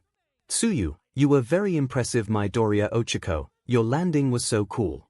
I thought you were gonna float for a second haha Tokoyami, you wield power with subtle restraint. An admirable trait. Shoji, we should train sometime, I'd like to see how your quirk works more closely Kirishima, man you gotta show me how you did that grip strength thing, that was unbreakable. I stood there staring at the screen, reading through each one like they were written in another language. Not because I didn't understand them, but because I wasn't used to reading things like that. Words meant for me. Words that weren't cruel or mocking or backhanded. Just friendly. I typed back a quick message, trying not to sound too stiff. Midoriya, thanks guys, you were all amazing too, I'm lucky to be in 1A with you all. I hovered over the send button, rereading the message at least 4 times. Then I pressed it and placed the phone down like it might explode. The pan hissed behind me, reminding me I was cooking. I stirred the contents and let the scent of soy and ginger fill the air. It reminded me of home. Mom used to make this dish when I had a good day, when things were still good between us. There weren't many of those, but when they happened, she always made sure I remembered them. I wondered what she would say if she saw me now the food was done. I plated it and carried it to the small table in the corner of my room. I didn't even turn on the TV. I just sat there, slowly eating, listening to the city outside my window. My phone buzzed again. Another message. Ochiko, hey, what's your favorite snack? I want to bring something tomorrow. I smiled before I could stop myself. Midoriya, I like anything with katsudon, why? Plus Ochiko, just asking, smiling face with a smiling as I shook my head and kept eating. For the first time in years, the food tasted better. The room felt less empty. And my phone? Well, it had never been this loud. It had been a few days since the quirk apprehension test and already, I could feel it, their eyes. Not just from my classmates, but from the faculty. Maybe it was the records I unknowingly broke, or maybe it was the fact that no one had any idea who I was before I showed up and placed first. Either way, the attention wasn't something I liked. Not really. My quirk gives me enhanced hearing, and that's not always a blessing. I could hear whispers, murmurs echoing in the staff lounge even when I was walking down the hall 2 floors below. They said things like that one student, another powerhouse, I heard his even stronger than Endeavor's kid. I hated it. I wish I could have just blended in. But then again, it wasn't all bad. Somehow, even in this storm of attention, I'd found something strange, something I never had before: friends. Friends. The word itself still felt foreign when I thought it, like tasting a new flavor I wasn't quite sure I liked until I went for a second bite. But now, I think I'm getting addicted. The loneliness I'd grown so used to had started to fade. It was almost frightening how quickly I adapted to not being alone. Ochiko and Tsuyu had become constant presences, always around, always checking in, even when I tried to keep to myself. Then Mina and Toru started dragging me into their conversations too. Their energy was overwhelming at times. Mina especially talked like her thoughts moved faster than her mouth could handle, and Toru always had a way of sneaking up and saying something that made everyone laugh. I wasn't used to that kind of vibe. But I welcomed it. They made it feel okay to relax, even when my guard was always up. The guys were a mixed bag. Kaminari was friendly, kind of an airhead, but fun. Zero was cool in that chill older brother way. Kirishima had this infectious energy about him, always talking about manliness and honor like we were in some kind of old samurai film. They talked to me, laughed with me, made jokes that didn't punch down. I was still learning how to respond, how to trust that it wasn't a trap. And then there was Bakugo and Todoroki. I could feel their stares. Bakugo's was filled with the same barely contained fury he always carried, like he was waiting for an excuse to explode. And Todoroki's cold, analytical, curious, like he was trying to figure me out. I tried not to meet either of their eyes, even though, with my X-ray vision, I could sense them every time they looked in my direction. It felt weirdly invasive, and I had X-ray vision. So that's saying something. We were all in class, lounging before the next PRD. Kaminari, who'd been spinning his pen between his fingers, suddenly asked, "Kaminari, So you guys know who's gonna be teaching the combat classes? Everyone perked up at that. I hadn't heard anything definitive, but I did hear something from the teacher's office, something about a major pro hero coming in. I thought about sharing that, but I stayed quiet. Talking too much made me feel exposed. 𝐤𝐻, I bet it's a Razorhead 𝐤𝐻 guest. 𝐤𝐻, he's our homeroom teacher, right? 𝐭𝐻𝐿, nah, I heard it's someone different, 𝐭𝐻𝐿 added, crossing his arms and leaning back. Someone big. 𝐼𝐼, I hope it's Mount Lady. 𝐼𝐼 shouted. She's so cool. 𝐶oru, you're only saying that 'cause you hope she lets you take selfies with her, 𝐶oru said, laughing. 𝐼𝐼, she's an influencer and a hero. That's talent. As the chatter continued, I was still tuning out a conversation from the faculty hallway 4 floors away, something about security detail, costume requests, and a showy entrance. The moment I heard that last part, I had a suspicion. And then the classroom doors slammed open. I am walking through the door like a normal person, a voice boomed with all the subtlety of a thunderclap. Heads turned. All of them. Standing in the doorway, bright as a billboard and twice as loud, was All Might in his full Silver Age costume, striking a familiar pose. His presence filled the room like a solar flare, bright and blinding. Gasps rippled across the classroom like a wave. It's All Might. 𝐭𝐻𝐿 shouted.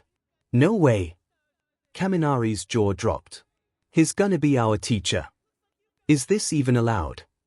𝐤𝐻 whispered. I thought he only did guest appearances, Tsuyu murmured, tilting her head. 𝐿𝐿, is that his Silver Age costume? Even Ida stood up. Leader, to think the symbol of peace would be involved directly in our education. We are truly honored. They were all thrilled. All of them. I was quiet. Very quiet. Because the old me. The me who spent years dreaming, crying, reaching out for something just out of reach, that Izuku would have screamed with joy, maybe even cried at the idea of being taught by the hero he admired more than anyone else. But that Izuku was gone. Because this man, this towering symbol who now smiled and waved like a role model, once looked at me with cold eyes and told me to give up. That I couldn't be a hero without a quirk. That I should stop dreaming. He didn't even know me. Didn't ask. Just dismissed me. And that dismissal pushed me closer to the edge than anything else had. If my quirk hadn't activated right before I hit the ground, I wouldn't be here. No friends. No UA. No second chance. So no. I didn't clap. I didn't cheer. I just looked away. 𝐿𝐿 noticed. She was sitting beside me and nudged my elbow gently. You okay? She whispered. I gave a nod. Just once. But my eyes never left my desk. All Might stepped forward into the classroom. All Might, young heroes. I hope you're all ready, because I am here. Not just to inspire but to instruct. He pointed toward the monitor at the front of the room. All Might, your combat training begins now. Follow me to ground beta. The class erupted in cheers and excitement, rushing to grab their bags and follow after him. I stood up slower than the rest. I could still feel the weight in my chest, a storm of feelings I hadn't figured out how to name. But I walked forward anyway. If I could survive my worst day, I could survive this. Before we left the room, All Might stopped near the front, tapping a few buttons on the wall console. A large panel slid open, revealing a small drawer filled with neatly folded suits and gear. All Might, here they are. He announced, grinning. All Might, your designated costumes based on the requests you submitted before school began. Wear them with pride. The class cheered again, rushing forward to grab their respective cases. I watched them all. Excited. Hopeful. I walked toward mine slowly, wondering what I'd find inside. The locker room was buzzing with excitement, everyone fidgeting with their costumes and admiring each other's designs. As I stepped out of the changing area and into the light, I caught my reflection in the glass.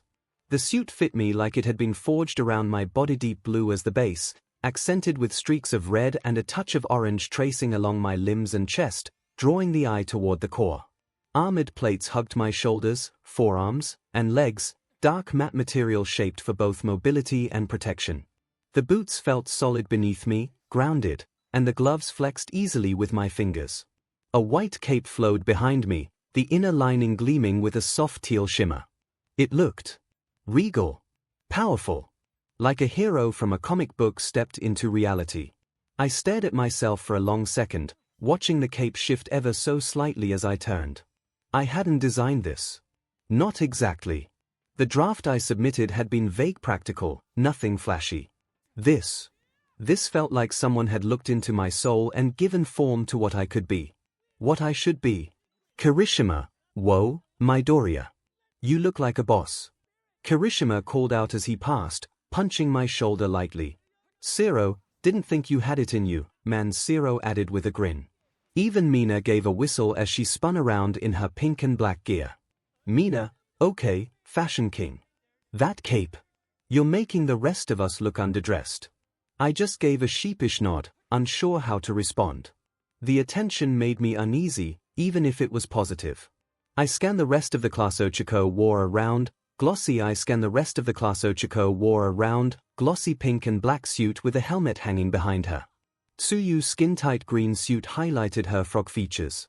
Kaminari looked ready to rock in his black jacket and lightning bolts. Iida's armor glinted with engine pipes on his calves. Bakugo. His suit was all grenades and aggression, just like him. Everyone looked like they belonged on a magazine cover or a real battlefield. Still, mine felt different. It didn't just scream hero. It whispered, remember who you are. All Might stood at the far end of training field Beta, hands on his hips, watching us gather. The large mock urban environment behind him loomed with its broken windows, fake rubble, and towering concrete buildings. The air was heavy with anticipation. Good. All Might called, clapping his hands once. All Might, you all look splendid. Heroes in training, reporting for duty. We lined up before him, our eyes wide with expectation. Even Bakugo seemed focused, which was rare. This, All Might continued, All Might, is the first true test of your hero potential. Today, we conduct combat training. More murmurs. A few fists pumped in the air. Some nervous laughter. The scenario is simple, he said, stepping aside to reveal a massive diagram on a holoscreen. The setting, an indoor battle. Villains have hidden a nuclear weapon in a building. The heroes must capture it or defeat the villains. You will be divided into 2 teams, heroes versus villains. A mix of excitement and nerves swept through the group. I looked toward 𝐒𝐿, who was bouncing on her toes, clearly eager. All Might stepped forward again. Each team will be 2 people. We drew lots to determine the matchups. He gestured to another screen as the matchups began flashing across it. Team A, Izuku Midoriya and 𝐒𝐿 Uraraka. Team B, Katsuki Bakugo and Tenya Iida. Team C, Shoto Todoroki and Mina Ashido. Team D, Momo Yorozu and Denki Kaminari. Team E, Tsuyu Asui and Fumikage Tokoyami. Team F, Ahiro Kirishima and Rikido Soto. Team G, Yuga Emma and Koji Koda. Team H, Mizo Shoji and Toru Hagekyo. I froze the moment I saw the pairing. Me, with 𝐒𝐿. Versus Bakugo. And Iida. I felt the BLD rush to my temples. Are you okay? 𝐒𝐿 asked beside me, her voice low. Yeah, I said, not taking my eyes off the screen. Just ironic. All Might smiled. Team A will be the heroes. Team B, the villains. Bakugo let out a dry chuckle, rolling his shoulders as he cracked his neck. TCH. This'll be over fast. He didn't even look at me. Didn't need to. That familiar contempt rolled off him like smoke. Iida adjusted his glasses, upright and polite. Iida, I shall fulfill my villainous duties to the utmost of my ability. Let's do our best, Midoriya. But Bakugo was already walking toward the building, snorting. Bakugo, don't get in my way, Four Eyes. Bakugo, do your best, Deku. He threw over his shoulder with mock sweetness. Bakugo, try not to cry this time. I didn't react. I just kept my eyes locked on his back until he vanished into the building. 𝐒𝐿 frowned, sensing something brewing. 𝐒𝐿, you know, you don't have to prove anything to him, she said. Izuku, I'm not proving anything to him, I replied. Izuku, I'm showing him he doesn't control me anymore. When I turned to All Might, something must have flashed in my eyes, because the smile he wore faltered for half a second. He knew. Maybe not the whole truth, but enough. All Might cleared his throat. All Might, now then. Team A, report to the monitor room. You'll have 10 minutes to plan your approach before entry. Team B has 5 minutes to set up their defense. 𝐒𝐭𝐴₂ and I nodded and began walking toward the monitor building. My cape fluttered behind me, brushing against my legs as I moved. Midoriya!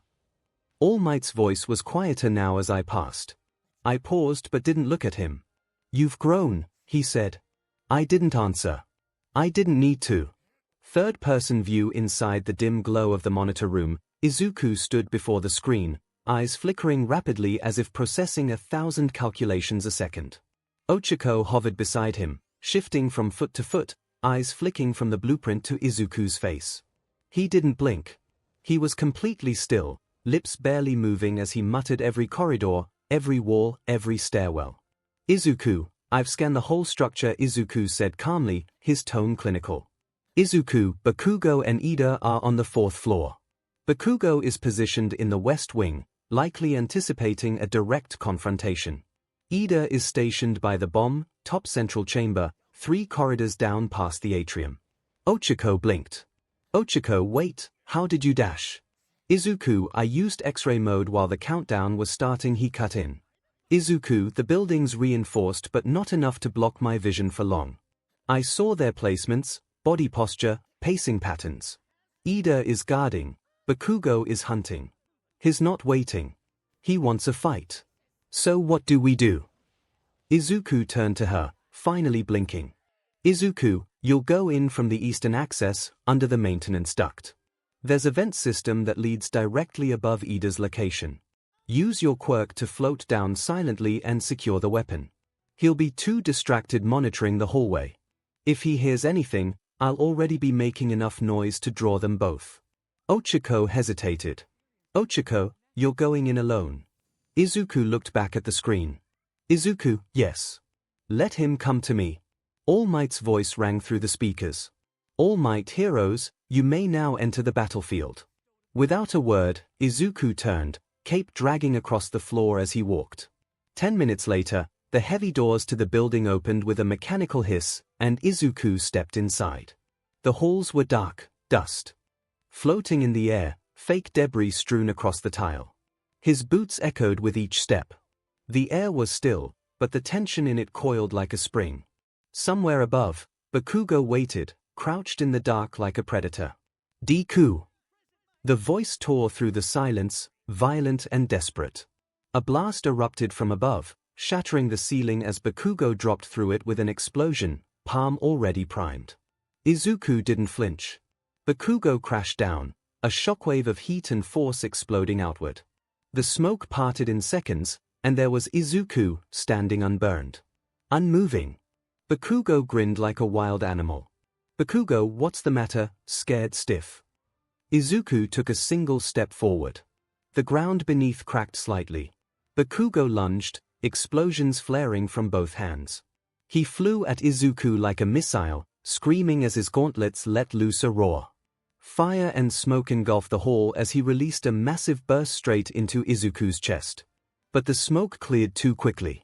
Izuku stood in the middle of the corridor, cape fluttering in the wind created by the blast.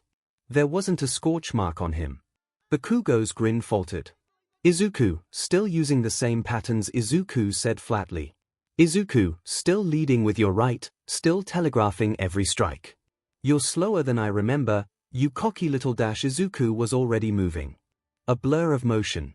His hand planted firmly on Bakugo's chest. No quirk, no wind-up. Just raw force. Then he pushed. Bakugo was ripped off the ground, shot backward like a cannonball. His body blasted through one wall, then another, and another. Concrete shattered. Metal bent and collapsed. He hit the far wall with a crunch and crumpled to the floor. The entire class watching from the monitors gasped. Did he just dash? Kaminari started, jaw slack. He didn't even flinch, Jiru said, eyes wide. Midoriya's. Terrifying, whispered Yorozu. Tokoyami, such precision, Tokoyami murmured. Tokoyami, he analyzed Bakugo's entire style and dismantled him without breaking a sweat. From beside them, Todoroki narrowed his eyes. Todoroki, that wasn't luck.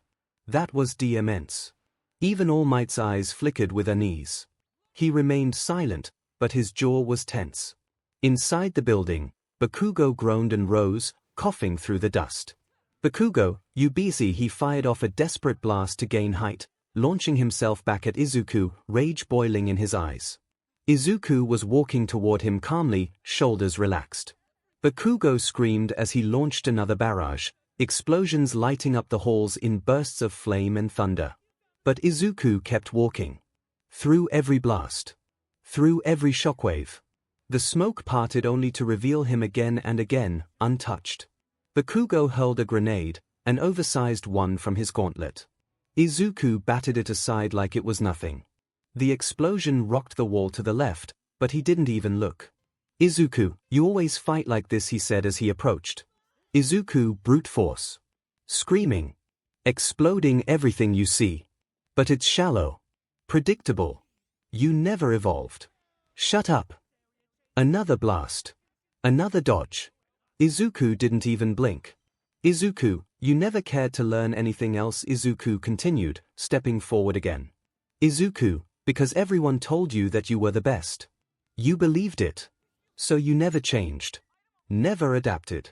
And now look at you. Bakugo's foot landed with a thunderous kick. Izuku caught it effortlessly. Izuku, all that anger. And still powerless to stop me. He slammed Bakugo downward, face first into the tile. The floor cracked. Izuku stood over him, eyes cold and sharp. Izuku, you're not my rival, he whispered. Bakugo growled, pushing up with one arm, teeth gritted. Bakugo, you think you're better than me? No, Izuku said. I know I am. He turned away, letting Bakugo slump against the wreckage of the floor. From the upper floor, Ochiko's voice rang through the comms. Ochiko, I got the weapon. Mission complete. All Might's voice buzzed in through the speaker a moment later, full of tension. H-Hero team wins. The monitor room erupted in murmurs, but the awe was almost palpable. Tsuyu tilted her head. Tsuyu, Midoriya-kun. Isn't he supposed to be nice? Kirishima scratched the back of his neck. Kirishima, that wasn't just a win. That was a demolition. Mina, he didn't just defeat Bakugo, Mina said. He broke him. All Might stepped away from the screen, his smile gone, posture rigid. Hope you guys like this battle scene. This is my first one-on-one. The training had ended. The simulated city lay in quiet ruin, walls scorched and ceilings broken, remnants of a battle that had clearly left an impression on everyone present. Silence lingered as the last echoes of All Might's voice faded, his words hanging in the air like the settling dust. Students filtered out one by one, gathering in small groups, their eyes drawn repeatedly to the center figure of it all. Izuku Midoriya stood there quietly beside Ochiko, his posture relaxed, yet the intensity of his earlier actions still clung to him like a shadow. His hero costume, only slightly scuffed, caught the lingering light filtering through the wide windows, giving him an almost unreal appearance in contrast to the more heavily bruised and battered students. Bakugo walked off first, his boots striking the floor sharply with each step. He didn't speak. His face was set in a grim line, eyes narrowed beneath furrowed brows. His shoulders were stiff with tension, hands buried deep into his pockets, fingers twitching as if he were barely holding himself back from igniting the air around him. Not one explosion. Not a single word of anger. That was the most unnerving thing of all. Kaminari glanced after him, looking uneasy. Kaminari, man. His really mad, Kaminari said under his breath, scratching the back of his head. Kaminari, I've never seen him that quiet before. Kirishima frowned slightly. Kirishima, that's not just mad. That's something else. He got wrecked back there. Zero, he didn't even stand a chance, Zero added quietly, arms folded. Zero, it's hard to believe Midoriya's really that strong. He wasn't even sweating. Shoto Todoroki stood a little apart from the rest, his hands in his pockets, gazing in the direction where Bakugo had disappeared. His expression was unreadable, but there was a faint crease between his brows, as if deep in thought. His gaze flicked to Izuku, watching him the way someone would watch an opponent they didn't yet understand. Just how strong are you really? The unspoken question hung between them, though neither said a word. Shoto knew Bakugo had been serious. And even then, Izuku had made it look like nothing. All Might clapped his hands together, drawing attention back to the front of the training hall. His voice, while still holding its usual larger-than-life energy, carried a clearer undertone of genuine praise. All Might, excellent work, everyone. All Might announced, arms spread wide. All Might, today's training exercise is officially concluded. You all did your best, but there's no denying, Team A's performance was outstanding. There were a few nods, a few quiet murmurs of agreement, but almost everyone's eyes inevitably shifted toward Izuku once again. He stood still as the words washed over him, giving nothing away in his expression except a slight nod of acknowledgement. Ochako, standing beside him, rubbed her arm awkwardly but smiled, her cheeks flushed pink. Ochako, hee. We just got lucky, she said softly, though it was clear no one really believed that. Mina leaned toward Toru, both girls whispering behind slightly cupped hands. Mina, Midoriya really is cool, Mina admitted with a small grin. Mina, did you see him just walk through Bakugo's explosions like it was nothing? Toru giggled faintly, voice a soft murmur. Toru, I thought he'd get hit or dodge or something, but no, he didn't even flinch. That was crazy. Tsuyu blinked slowly, tilting her head in that calm way she always did. Tsuyu is not just strong. He's steady. Like he already knew how it was going to end. Verozu stepped closer, her tone more serious as she adjusted her costume gloves. Momo, it wasn't just raw power. Midoriya's strategy was precise. He directed Uraraka perfectly while controlling the entire situation himself. That level of awareness isn't something you learn overnight. Even Gyro, who rarely got flustered, tapped her earjacks thoughtfully. Gyro, guess the quiet guys really are hiding something sometimes. As the students continued to talk, All Might's voice softened, less for the crowd now and more directed specifically at Izuku. Midoriya, he said with a small smile, his shadow looming large but somehow subdued, All Might, excellent composure and restraint out there. You've clearly worked hard. That was a textbook example of what it means to be a hero. Izuku didn't look up right away. He simply nodded once more, hands relaxed by his sides, his eyes lowered slightly as though considering something far away. Izuku, thank you, All Might, he answered, his voice quiet but clear. If anyone had been expecting some sort of excited outburst from him, it didn't come. No shining grin, no triumphant shout. Just calm acceptance. Behind him, Ochako glanced over with a small crease in her brows, as though sensing that difference in him too. But she said nothing for now. The class slowly began to break up, students heading toward the locker rooms to change back into their uniforms, their chatter following them like a low tide of energy and curiosity still swirling around Midoriya's performance. But the atmosphere wasn't loud or overwhelming, it was steady, respectful, a recognition of something beyond ordinary. As Izuku walked at the back of the group, eyes lowered, he caught snippets of conversation here and there with his enhanced hearing. Kaminari, do you think he's got some kind of hidden training? Kaminari asked aloud.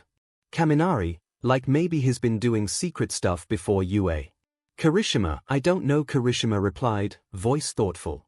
Kirishima, but honestly, that's the kind of strength I want to reach someday too. Shoto remained silent, falling into step a few paces behind the rest, hands still in his pockets, his eyes flickering toward Izuku once more. At the front, All Might stood watching them all leave, his smile dimming slightly as his thoughts turned inward. Izuku's first-person view, what a day, I thought inwardly as I walked through the hallway, feeling the quiet weight of everything that had happened during training still lingering in my body like an echo. The school was quieter now, most students heading back to change or already gone. My footsteps echoed faintly against the polished floor, steady and calm. That was when I noticed it, floating school uniform sleeves and skirt fabric moving like there was someone wearing them. It wasn't hard to figure out who it was. Hey, Toru, I said, my voice casual. The floating uniform paused for a moment before turning toward me. Hey, Midoriya, she replied, sounding just as light-hearted as ever. The voice came from nowhere and everywhere at once, but I'd already grown used to it. We walked side by side for a while. I didn't mind the silence, but after a few seconds, we started talking about the usual things, how the training exercise went, how crazy everything had been today. It felt normal, easier than I'd expected. I kept my eyes ahead mostly, hands in my pockets, letting my mind wander until my gaze drifted to her floating sleeves again. Without really thinking about it, I said, I didn't know, maybe it was curiosity. I wanted to see if I could see someone that's basically invincible, so I used my quirk, or basically my 𝐈𝐧𝐿. You know. Your hair is really appealing. The moment the words left my mouth, the uniform stopped moving entirely. I blinked, realizing a second too late what I'd just said.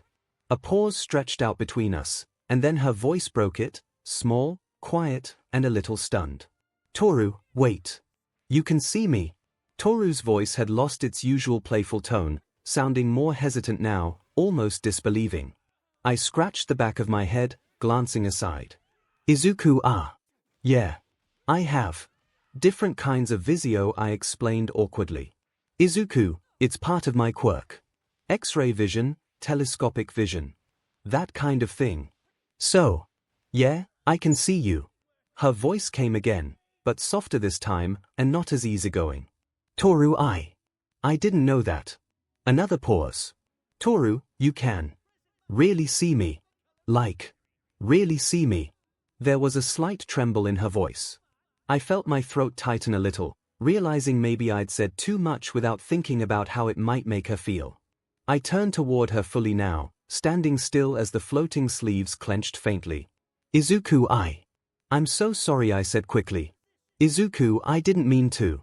I wasn't trying to make you uncomfortable. I swear, but her voice wasn't angry. It was something else entirely. Fragile. Toru, I don't even know what I look like. Toru said quietly. Toru, since I was little, I've always been like this. Invisible, I was bullied a lot because of it. I can't see myself in the mirror. I don't know what my face really looks like. And now you can see me. Her words hit harder than I expected. I opened my mouth, but nothing came out at first. My mind felt slow, heavier than usual, like there was more weight on this moment than there should have been. Izuku, I didn't mean to. I tried again, but she interrupted gently. It's okay, she said, her voice quivering just slightly, like she wasn't sure if it really was. Toru, it's weird, that's all. I always thought. Maybe it's better this way, not knowing. But now I can't stop wondering. She fell quiet after that, the floating sleeves rising up toward where her face would be, like she was hiding it. I stood there helplessly for a moment, unsure of what the right thing to say was. I wasn't good at things like this, at feelings, at knowing what people needed to hear when things got complicated. But I didn't want to walk away either. I finally said, lowering my voice so it wouldn't echo too loudly. Izuku, if you want, I can describe it to you. There was silence again. Then a soft intake of breath. Toru, you would do that? She asked, voice barely above a whisper. I nodded slowly. Izuku, yeah. But only if you want me to. I don't want to make things harder for you. For a long moment, Toru didn't say anything. Then, quietly, she stepped a little closer. The floating sleeves settled back down, hanging at her sides again. Okay, she said. Toru, just tell me. Please. I took a quiet breath, glancing up at the empty air where I knew her face was. My vision adjusted automatically, switching modes the way it always did, layers of invisibility peeling back like mist clearing from glass. And there she was. Toru 𝐒𝐻𝐿. Soft green hair that fell just past her shoulders, lighter in color than most. Gentle eyes, a faint, natural flush on her cheeks. Her features were kind, warm, the kind of person that made you think of open windows and sunlight. It was strange seeing someone who didn't know what they looked like. Stranger still that I might be the only one who ever would. Stranger still that I might be the only one who ever would. Izuku, you have green hair, I started slowly, choosing my words carefully. Izuku, kind of a soft color. It suits you. Your eyes are. They are bright, like you're always smiling, even when you aren't. Toru didn't say anything, but I could hear her breathing quietly. I kept going. Izuku, your face is gentle. I don't really know how else to say it. You look like you. Like someone easy to talk to. Another pause. Then, Finally, she spoke, voice shaking just a little. "Toru, thank you. Midoriya." I exhaled slowly, letting the tension in my chest ease. "Izuku, you're welcome." Toru rushed off quickly, her footsteps light and fast as she disappeared down the hallway, leaving me standing there, unsure of what exactly had just happened. 1 second she was standing in front of me, and the next she was gone. I stared at the spot where her floating uniform had been, feeling a strange weight in my chest, like I'd said too much again or done something I wasn't supposed to. I wasn't sure if I should follow her or leave her alone. Before I could really decide, I heard footsteps coming from the opposite direction. I turned just in time to see Tsuyu and Ochako walking up to me, both of them looking curious. "Izuku," Tsuyu said first, blinking her wide eyes at me. "Tsuyu, what was that all about, ribbit?" "Yeah," Ochako added with a light smile but clear curiosity in her voice. "Ochako, we were looking for you." Then we saw Toru running off. Did something happen? I rubbed the back of my neck, feeling awkward all over again. "Izuku, Nothing bad," I said after a second. "Izuku, we were just talking, that's all." "She found out that I can see her."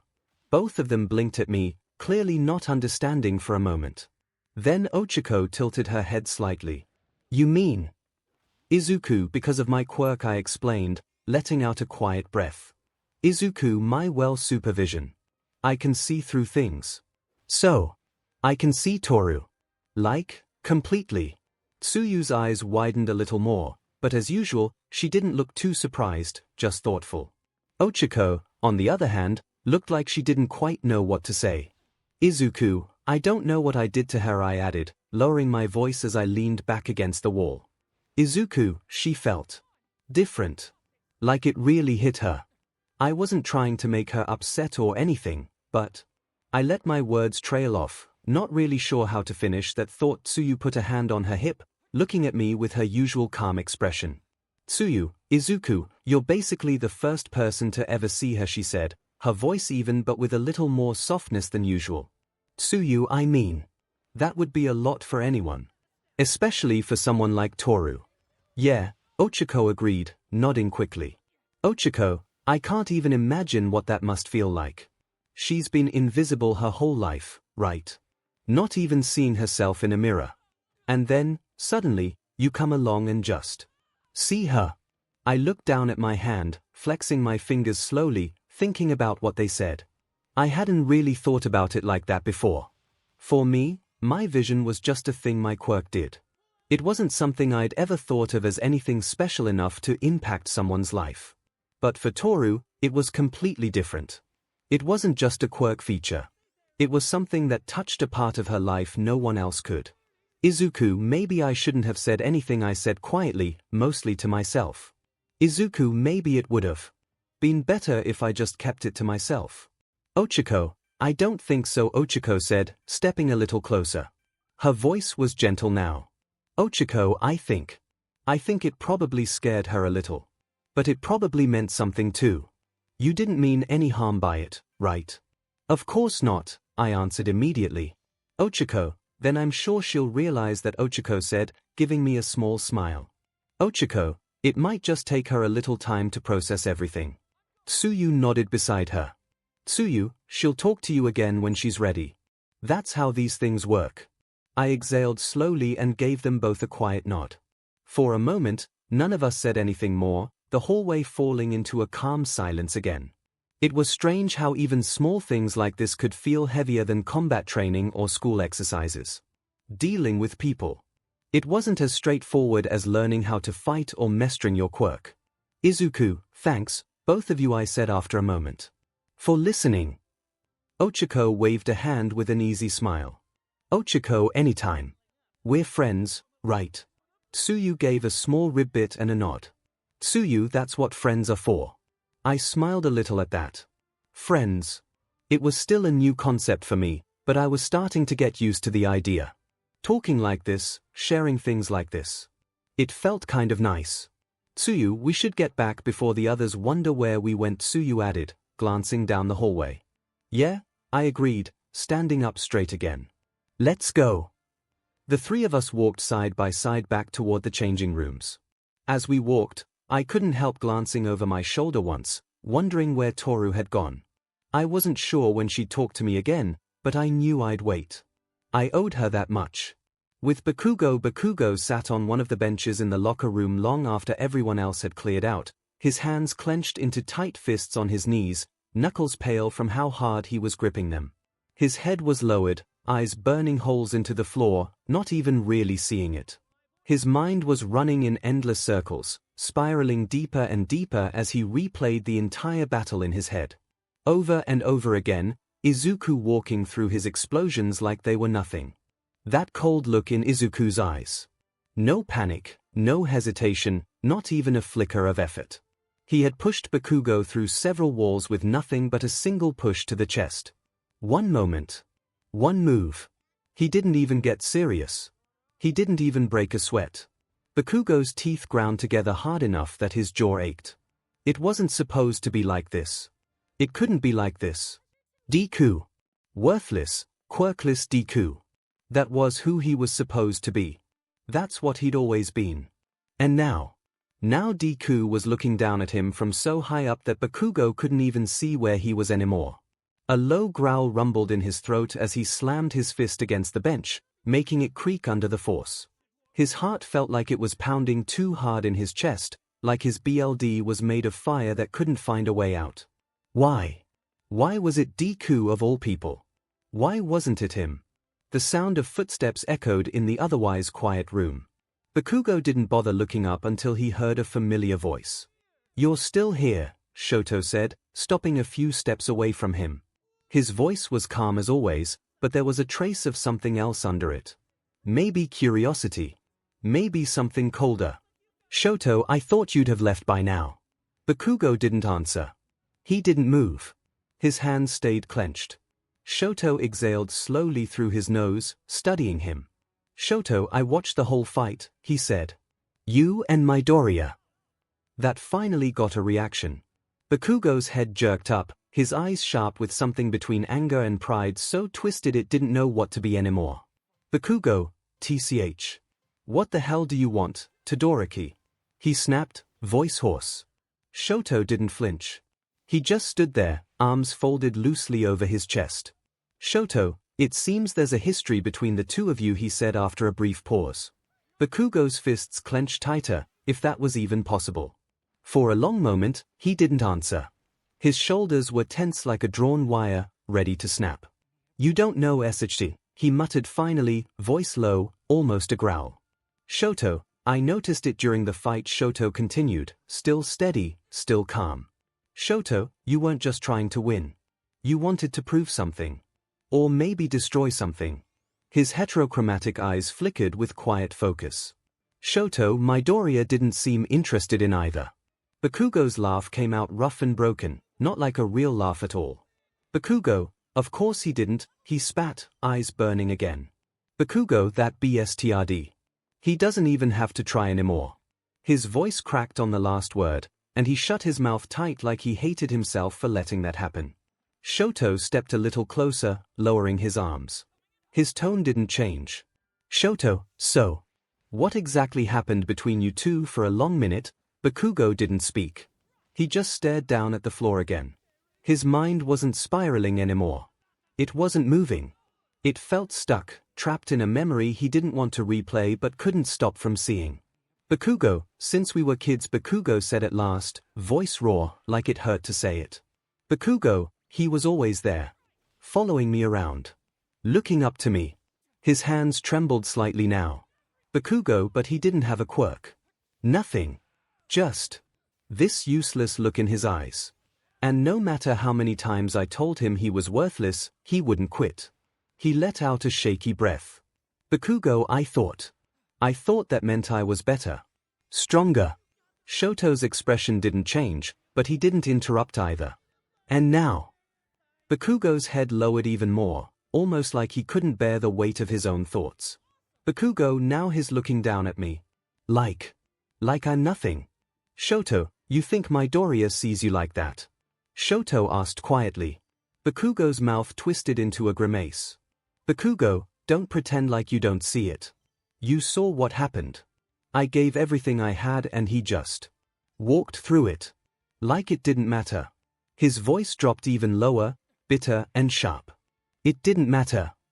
Shoto was silent for a moment before he spoke again. Shoto, that must be difficult. Bakugo's eyes snapped up, his gaze wild. Difficult. Shoto didn't flinch. Shoto, you built yourself on being the best. I can see that he tilted his head slightly. Shoto, but now you're forced to face someone even higher. That's not something everyone can handle. Bakugo let out another rough laugh, one that almost sounded like a snarl. Bakugo, so what? You here to rub it in? No. Shoto shook his head. Shoto, I just wanted to see it for myself. To understand, his voice was still as calm as ever, but there was a cool honesty in it that Bakugo couldn't ignore. Shoto, and I wanted to know how much further I need to go. Bakugo stared at him for a second, then snorted, looking away. You too, here. Shoto didn't answer that directly. Instead, after a pause, he said, Shoto, you'll have to decide what you're going to do next. Stay angry. Or figure out how to catch up. Bakugo's fists slowly unclenched. His breathing was still rough, but quieter now. He didn't say anything else. Shoto didn't press further. After a few seconds, he simply turned and walked toward the exit. Plus Shoto, see you later, Bakugo, Shoto said as he left. Bakugo sat there a little longer, staring down at his hands. His mind wasn't spiraling quite as fast anymore. But it wasn't still either. It was moving in a new direction now. One he didn't know the end of yet. The next morning carried a strange quiet as I walked toward Youth's main gates, hands in my pockets, bag slung over my shoulder. There wasn't really anything that set today apart in my mind until I saw a crowd of reporters gathered right outside the entrance. It wasn't one or two of them, either. There were full-on camera crews, people with microphones, notebooks, and even drones floating overhead trying to get a better shot.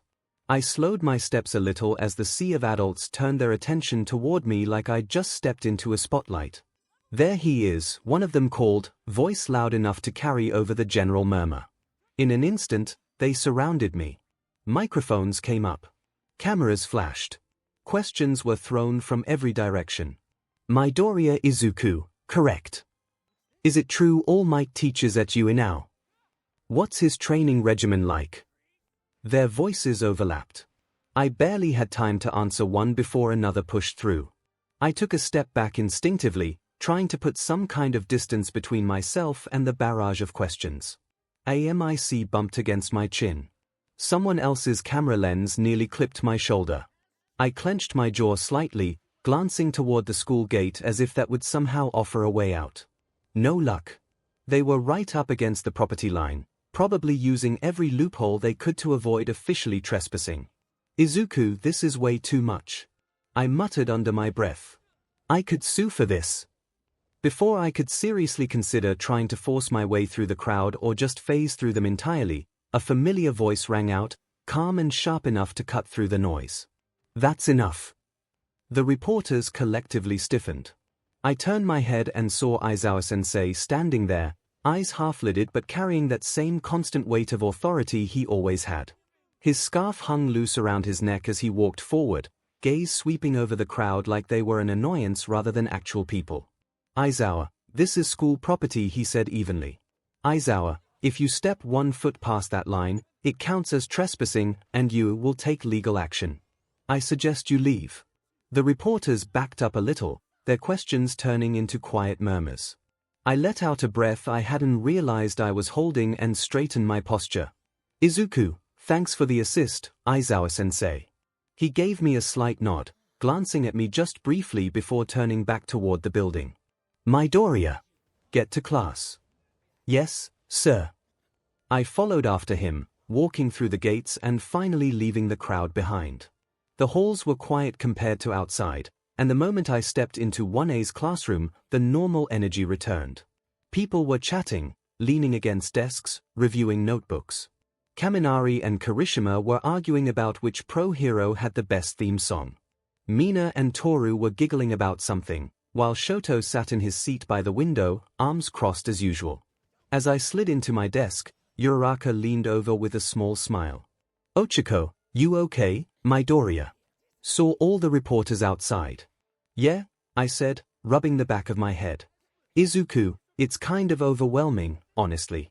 Kaminari, that's what happens when you're the class golden boy now, Kaminari chimed in, grinning. Kaminari, that fight with Bakugo really made people notice you. Izuku, can we not call me that? I said, voice a little too quiet for my own liking. Before the conversation could stretch any further, Ida stood up from his seat, adjusting his glasses with his usual precise movements. Ida, everyone, please take your seats, he said loudly. Ida, homeroom is about to start. We mustn't waste time. Gradually, people listened. Even Kaminari and Kirishima sat down, though they kept exchanging glances like they wanted to keep talking. Aizawa-sensei walked in a few moments later, hands in his pockets, expression as unreadable as ever. Morning, he said flatly, eyes drifting across the room. Aizawa, you've all seen the media circus outside. Get used to it. As students training to become pro-heroes, this is something you'll deal with. Public attention is part of the job.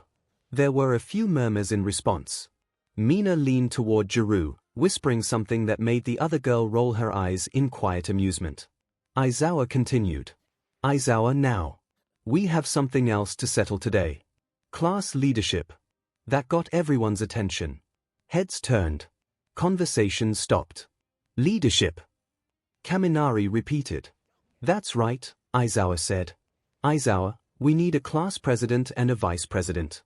They'll handle minor administrative tasks, help coordinate class decisions, and represent 1A during official events. People started looking around at each other, whispering and guessing. Ida's hand twitched against his desk like he wanted to raise it immediately, but he held back. Aizawa held up a hand. Aizawa will do this fairly. Everyone writes down one name for president and one for vice president. You can't vote for yourself. Once you're done, pass them forward. Sheets of paper were handed out. I stared down at mine for a second, tapping the pencil against my desk. President, here. I didn't really see myself as the type. After a moment, I quietly wrote Ida's name for president and Yorozu for vice president. It just seemed like a good fit. When everyone finished, the papers were collected and handed to Aizawa-sensei. He tallied them without changing his expression once, flipping through the slips of paper until he reached the last one. The results are in, he said, voice steady. Class president, Midoriya. I blinked, frozen for a second. Around me, the class started reacting all at once. Kaminari, seriously. Midoriya. Kaminari said, eyes wide. Mina, whoa, didn't expect that, Mina added, glancing in my direction. Uraraka clapped her hands lightly. Ochiko, congrats, Midoriya. Even Shoto gave me a quiet nod from his seat. I looked up slowly, mouth slightly open. Izuku, wait. Me. Really? Aizawa, that's what the votes say, Aizawa confirmed. Aizawa, vice president goes to Yorozu. Momo didn't look surprised at all. She simply folded her hands together in front of her desk and offered me a polite nod. Ida, meanwhile, sat with a stiff expression, his fingers drumming lightly against the desk like he was working through something in his head. Aizawa continued. Aizawa, Midoriya, Yorozu, take your positions seriously. You'll be expected to handle extra responsibilities going forward. That's all for now. I swallowed, standing up slowly from my seat as everyone's attention shifted toward me again. It felt strange being the focus like this, not because of some battle, but because people had actually chosen me. Izuku, I really wasn't expecting this, I said, voice quiet at first. Izuku, but I'll do my best. Thank you. The class clapped, some more enthusiastic than others. Kaminari gave me a thumbs up. Kirishima grinned like he was genuinely happy for me. Even Tokoyami offered a small approving glance, his usual calm demeanor unchanged. As I sat back down, Ida leaned toward me slightly. Ida, congratulations, Midoriya, he said, voice composed despite how he'd looked earlier. Ida, you'll make an excellent class president. Thanks, Ida, I said, scratching the back of my head. Aizawa moved on to the actual lesson plan for the day, but even as the class settled back into normalcy, I couldn't ignore the new atmosphere in the room. After homeroom wrapped up and most of the class had settled down, I found myself walking beside 𝐈𝐵 in the hallway. The quiet steps echoed slightly as we made our way toward the cafeteria. He adjusted his glasses, posture always stiff and composed. 𝐒𝐿, it still feels a little strange, I said quietly, glancing over at him. 𝐒𝐿, that I ended up as class president instead of you. He tilted his head slightly, eyes sharp as ever behind those lenses. 𝐒𝐿, why would you say that, Midoriya? Well, I started, scratching the side of my head. 𝐒𝐿, you've always been serious about class rules, keeping things orderly. Honestly, you're more put together for the job than I am. 𝐈𝐵's mouth pressed into a thin line. 𝐈𝐵, that may be true, but leadership is not only about maintaining order. It's also about earning the trust of your peers. And evidently, our classmates trust you to represent them. I would be remiss to ignore that fact. I wasn't sure how to answer that. I simply nodded once, feeling a strange mix of responsibility and awkwardness hanging over my shoulders. Just as I was about to change the subject, the sharp blaring of an alarm cut through the hallway. The red lights began flashing along the walls. The steady wail of the siren echoed louder than anything else. Immediately, the calm atmosphere shattered like glass. Students poured out of classrooms in waves.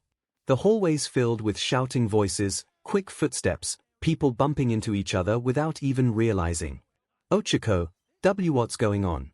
Uraraka's voice came from behind me. I turned just in time to see her gripping the strap of her bag tightly, eyes wide. 𝐈𝐵's eyes narrowed, hand lifting like he was instinctively preparing for some sort of drill. 𝐈𝐵, it's the emergency security system. US alarms aren't triggered for minor incidents. This is serious. We were all caught up in the sudden tension. Someone shouted about possible villains. Someone else mentioned a breach. 𝐈𝐵, this isn't good, 𝐈𝐵 said sharply, eyes scanning the mass of students. 𝐈𝐵, at this rate, people could get hurt just from the panic. I glanced at him, then back at the crowd. My heart thudded once. Without really thinking about it, I took a deep breath and raised my voice, stepping forward. 𝐒𝐿, everyone, calm down. Nobody heard me over the alarm and their own shouting. 𝐻𝐿, I gritted my teeth slightly, activating my quirk. X-ray vision swept through the walls, layers of the building pulling back in my mind like paper. My eyes narrowed in focus, tracing the source of the breach. Press. Reporters. That was it. They'd managed to force their way onto the ground somehow. I could see them clustered near the front entrance, flashing cameras and microphones still clutched in their hands. I let out a breath, some of the tension in my chest easing slightly. But then, just as I was about to cut off my quirk, I caught sight of someone else. A figure standing farther back from the press, near the edge of the property. Alone. Not holding any cameras. No microphone. Just standing there, hands in his pockets, head tilted slightly downward. Something about him set every instinct in my body on edge. There was no movement, no reaction to the siren or the chaos around him. Like he wasn't really part of the scene at all. My stomach clenched, but I pushed it down. No need to panic everyone else. First, calm things down here. 𝐈𝐵, I said quickly, tapping him on the shoulder. 𝐈𝐵, it's the press.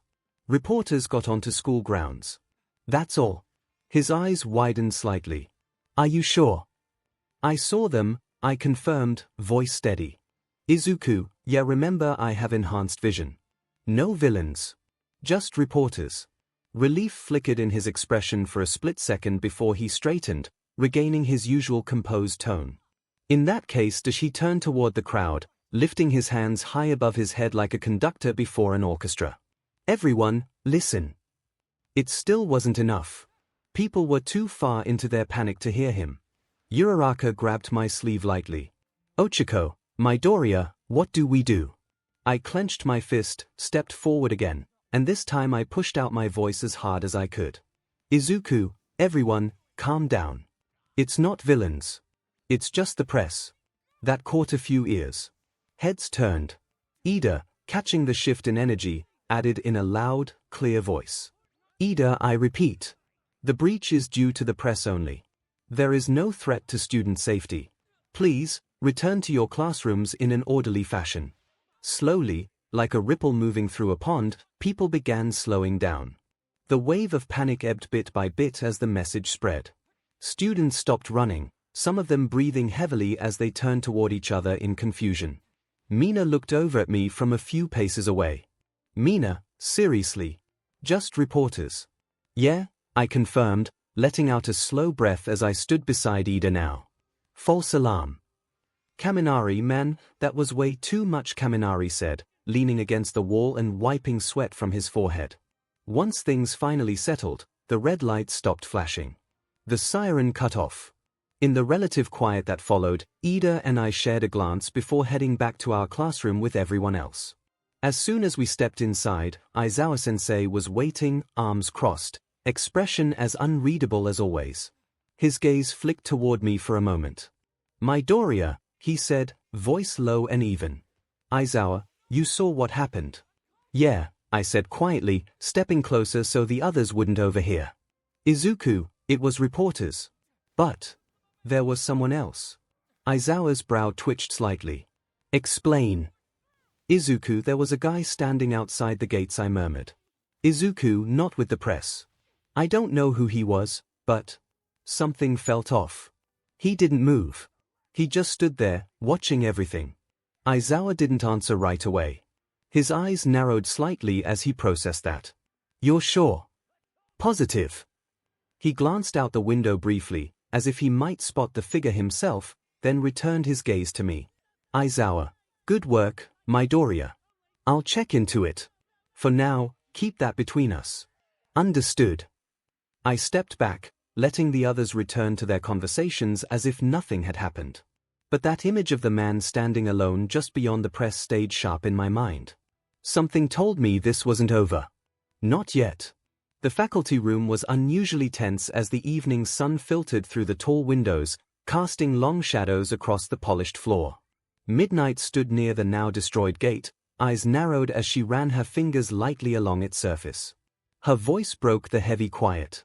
Midnight, it looks like it was erased, she said slowly, her tone thoughtful but edged with concern. The gates looked like it decayed. The other teachers gathered around her, each of them looking at the panel with varying degrees of focus. Present MIC leaned forward, squinting at the screen. Yamada, yo, that's not normal. That thing's supposed to log everything, no exceptions. Cementos stood silently beside Snipe, arms crossed over his thick chest, face as stoic as ever. His gaze shifted to Aizawa, who had his usual tired expression but with a noticeable tightness around the eyes. It was clear he wasn't ignoring the situation. Aizawa finally spoke, voice low and calm but carrying weight. Aizawa, Midoriya said he saw someone who looked suspicious outside the school. Said the guy wasn't part of the press. He was just standing there, watching everything. Maybe it was that guy that caused it. Someone doing this kind of damage wouldn't be a stretch. Snipe adjusted his hat slightly, voice rumbling in that slow drawl of his. Snipe, a student spotted something we missed, here. That's a sharp kid. Midnight, it isn't just sharp, Midnight added, glancing over her shoulder. Midnight, that overpowered kid in your class. Midoriya. Is there any other ability he doesn't have at this point? The question hung in the air for a moment. All Might, standing by the window with his arms crossed and a serious look on his face, finally broke his silence. All Might, Midoriya's growth. It's faster than we expected. His quirk has layers we're still trying to fully understand. X-ray vision, physical strength, speed, invulnerability, and even flight, tactical instinct. But his attitude, his control, that's what keeps him steady. Cementos spoke up then, voice deep and deliberate. Cementos, we've all seen his records. Multiple abilities layered on top of combat skills. That's not typical even for elite heroes. How do we handle that in a school setting? Aizawa didn't flinch.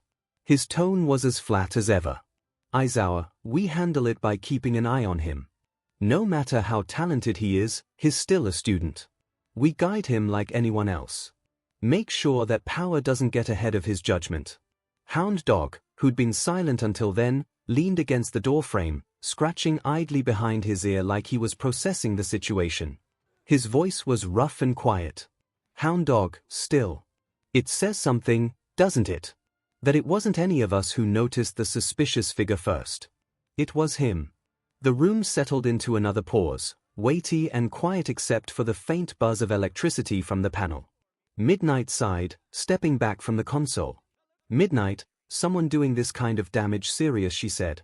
Midnight will have to report this. But about Midoriya. Her gaze flicked from Aizawa to All Might. Midnight, you two especially. Keep an eye on him. Talent like that attracts attention, good and bad. All Might gave a firm nod, though his face remained thoughtful. Aizawa just closed his eyes for a moment, as though already planning ahead. Yamada, present MIC, leaned back with a shrug. Yamada, guess Class 1A really is the hot spot this year. Not just with villains, either. Aizawa opened his eyes again and stepped toward the door. Aizawa, I'll handle informing Nezu. Make sure this doesn't go public. Last thing we need is more media swarming the gates. With that, the teachers began filing out, each absorbed in their own thoughts. The sun had dipped lower now, shadows stretching even longer across the polished floors. A faint breeze stirred the air through an open window, but no one seemed to notice.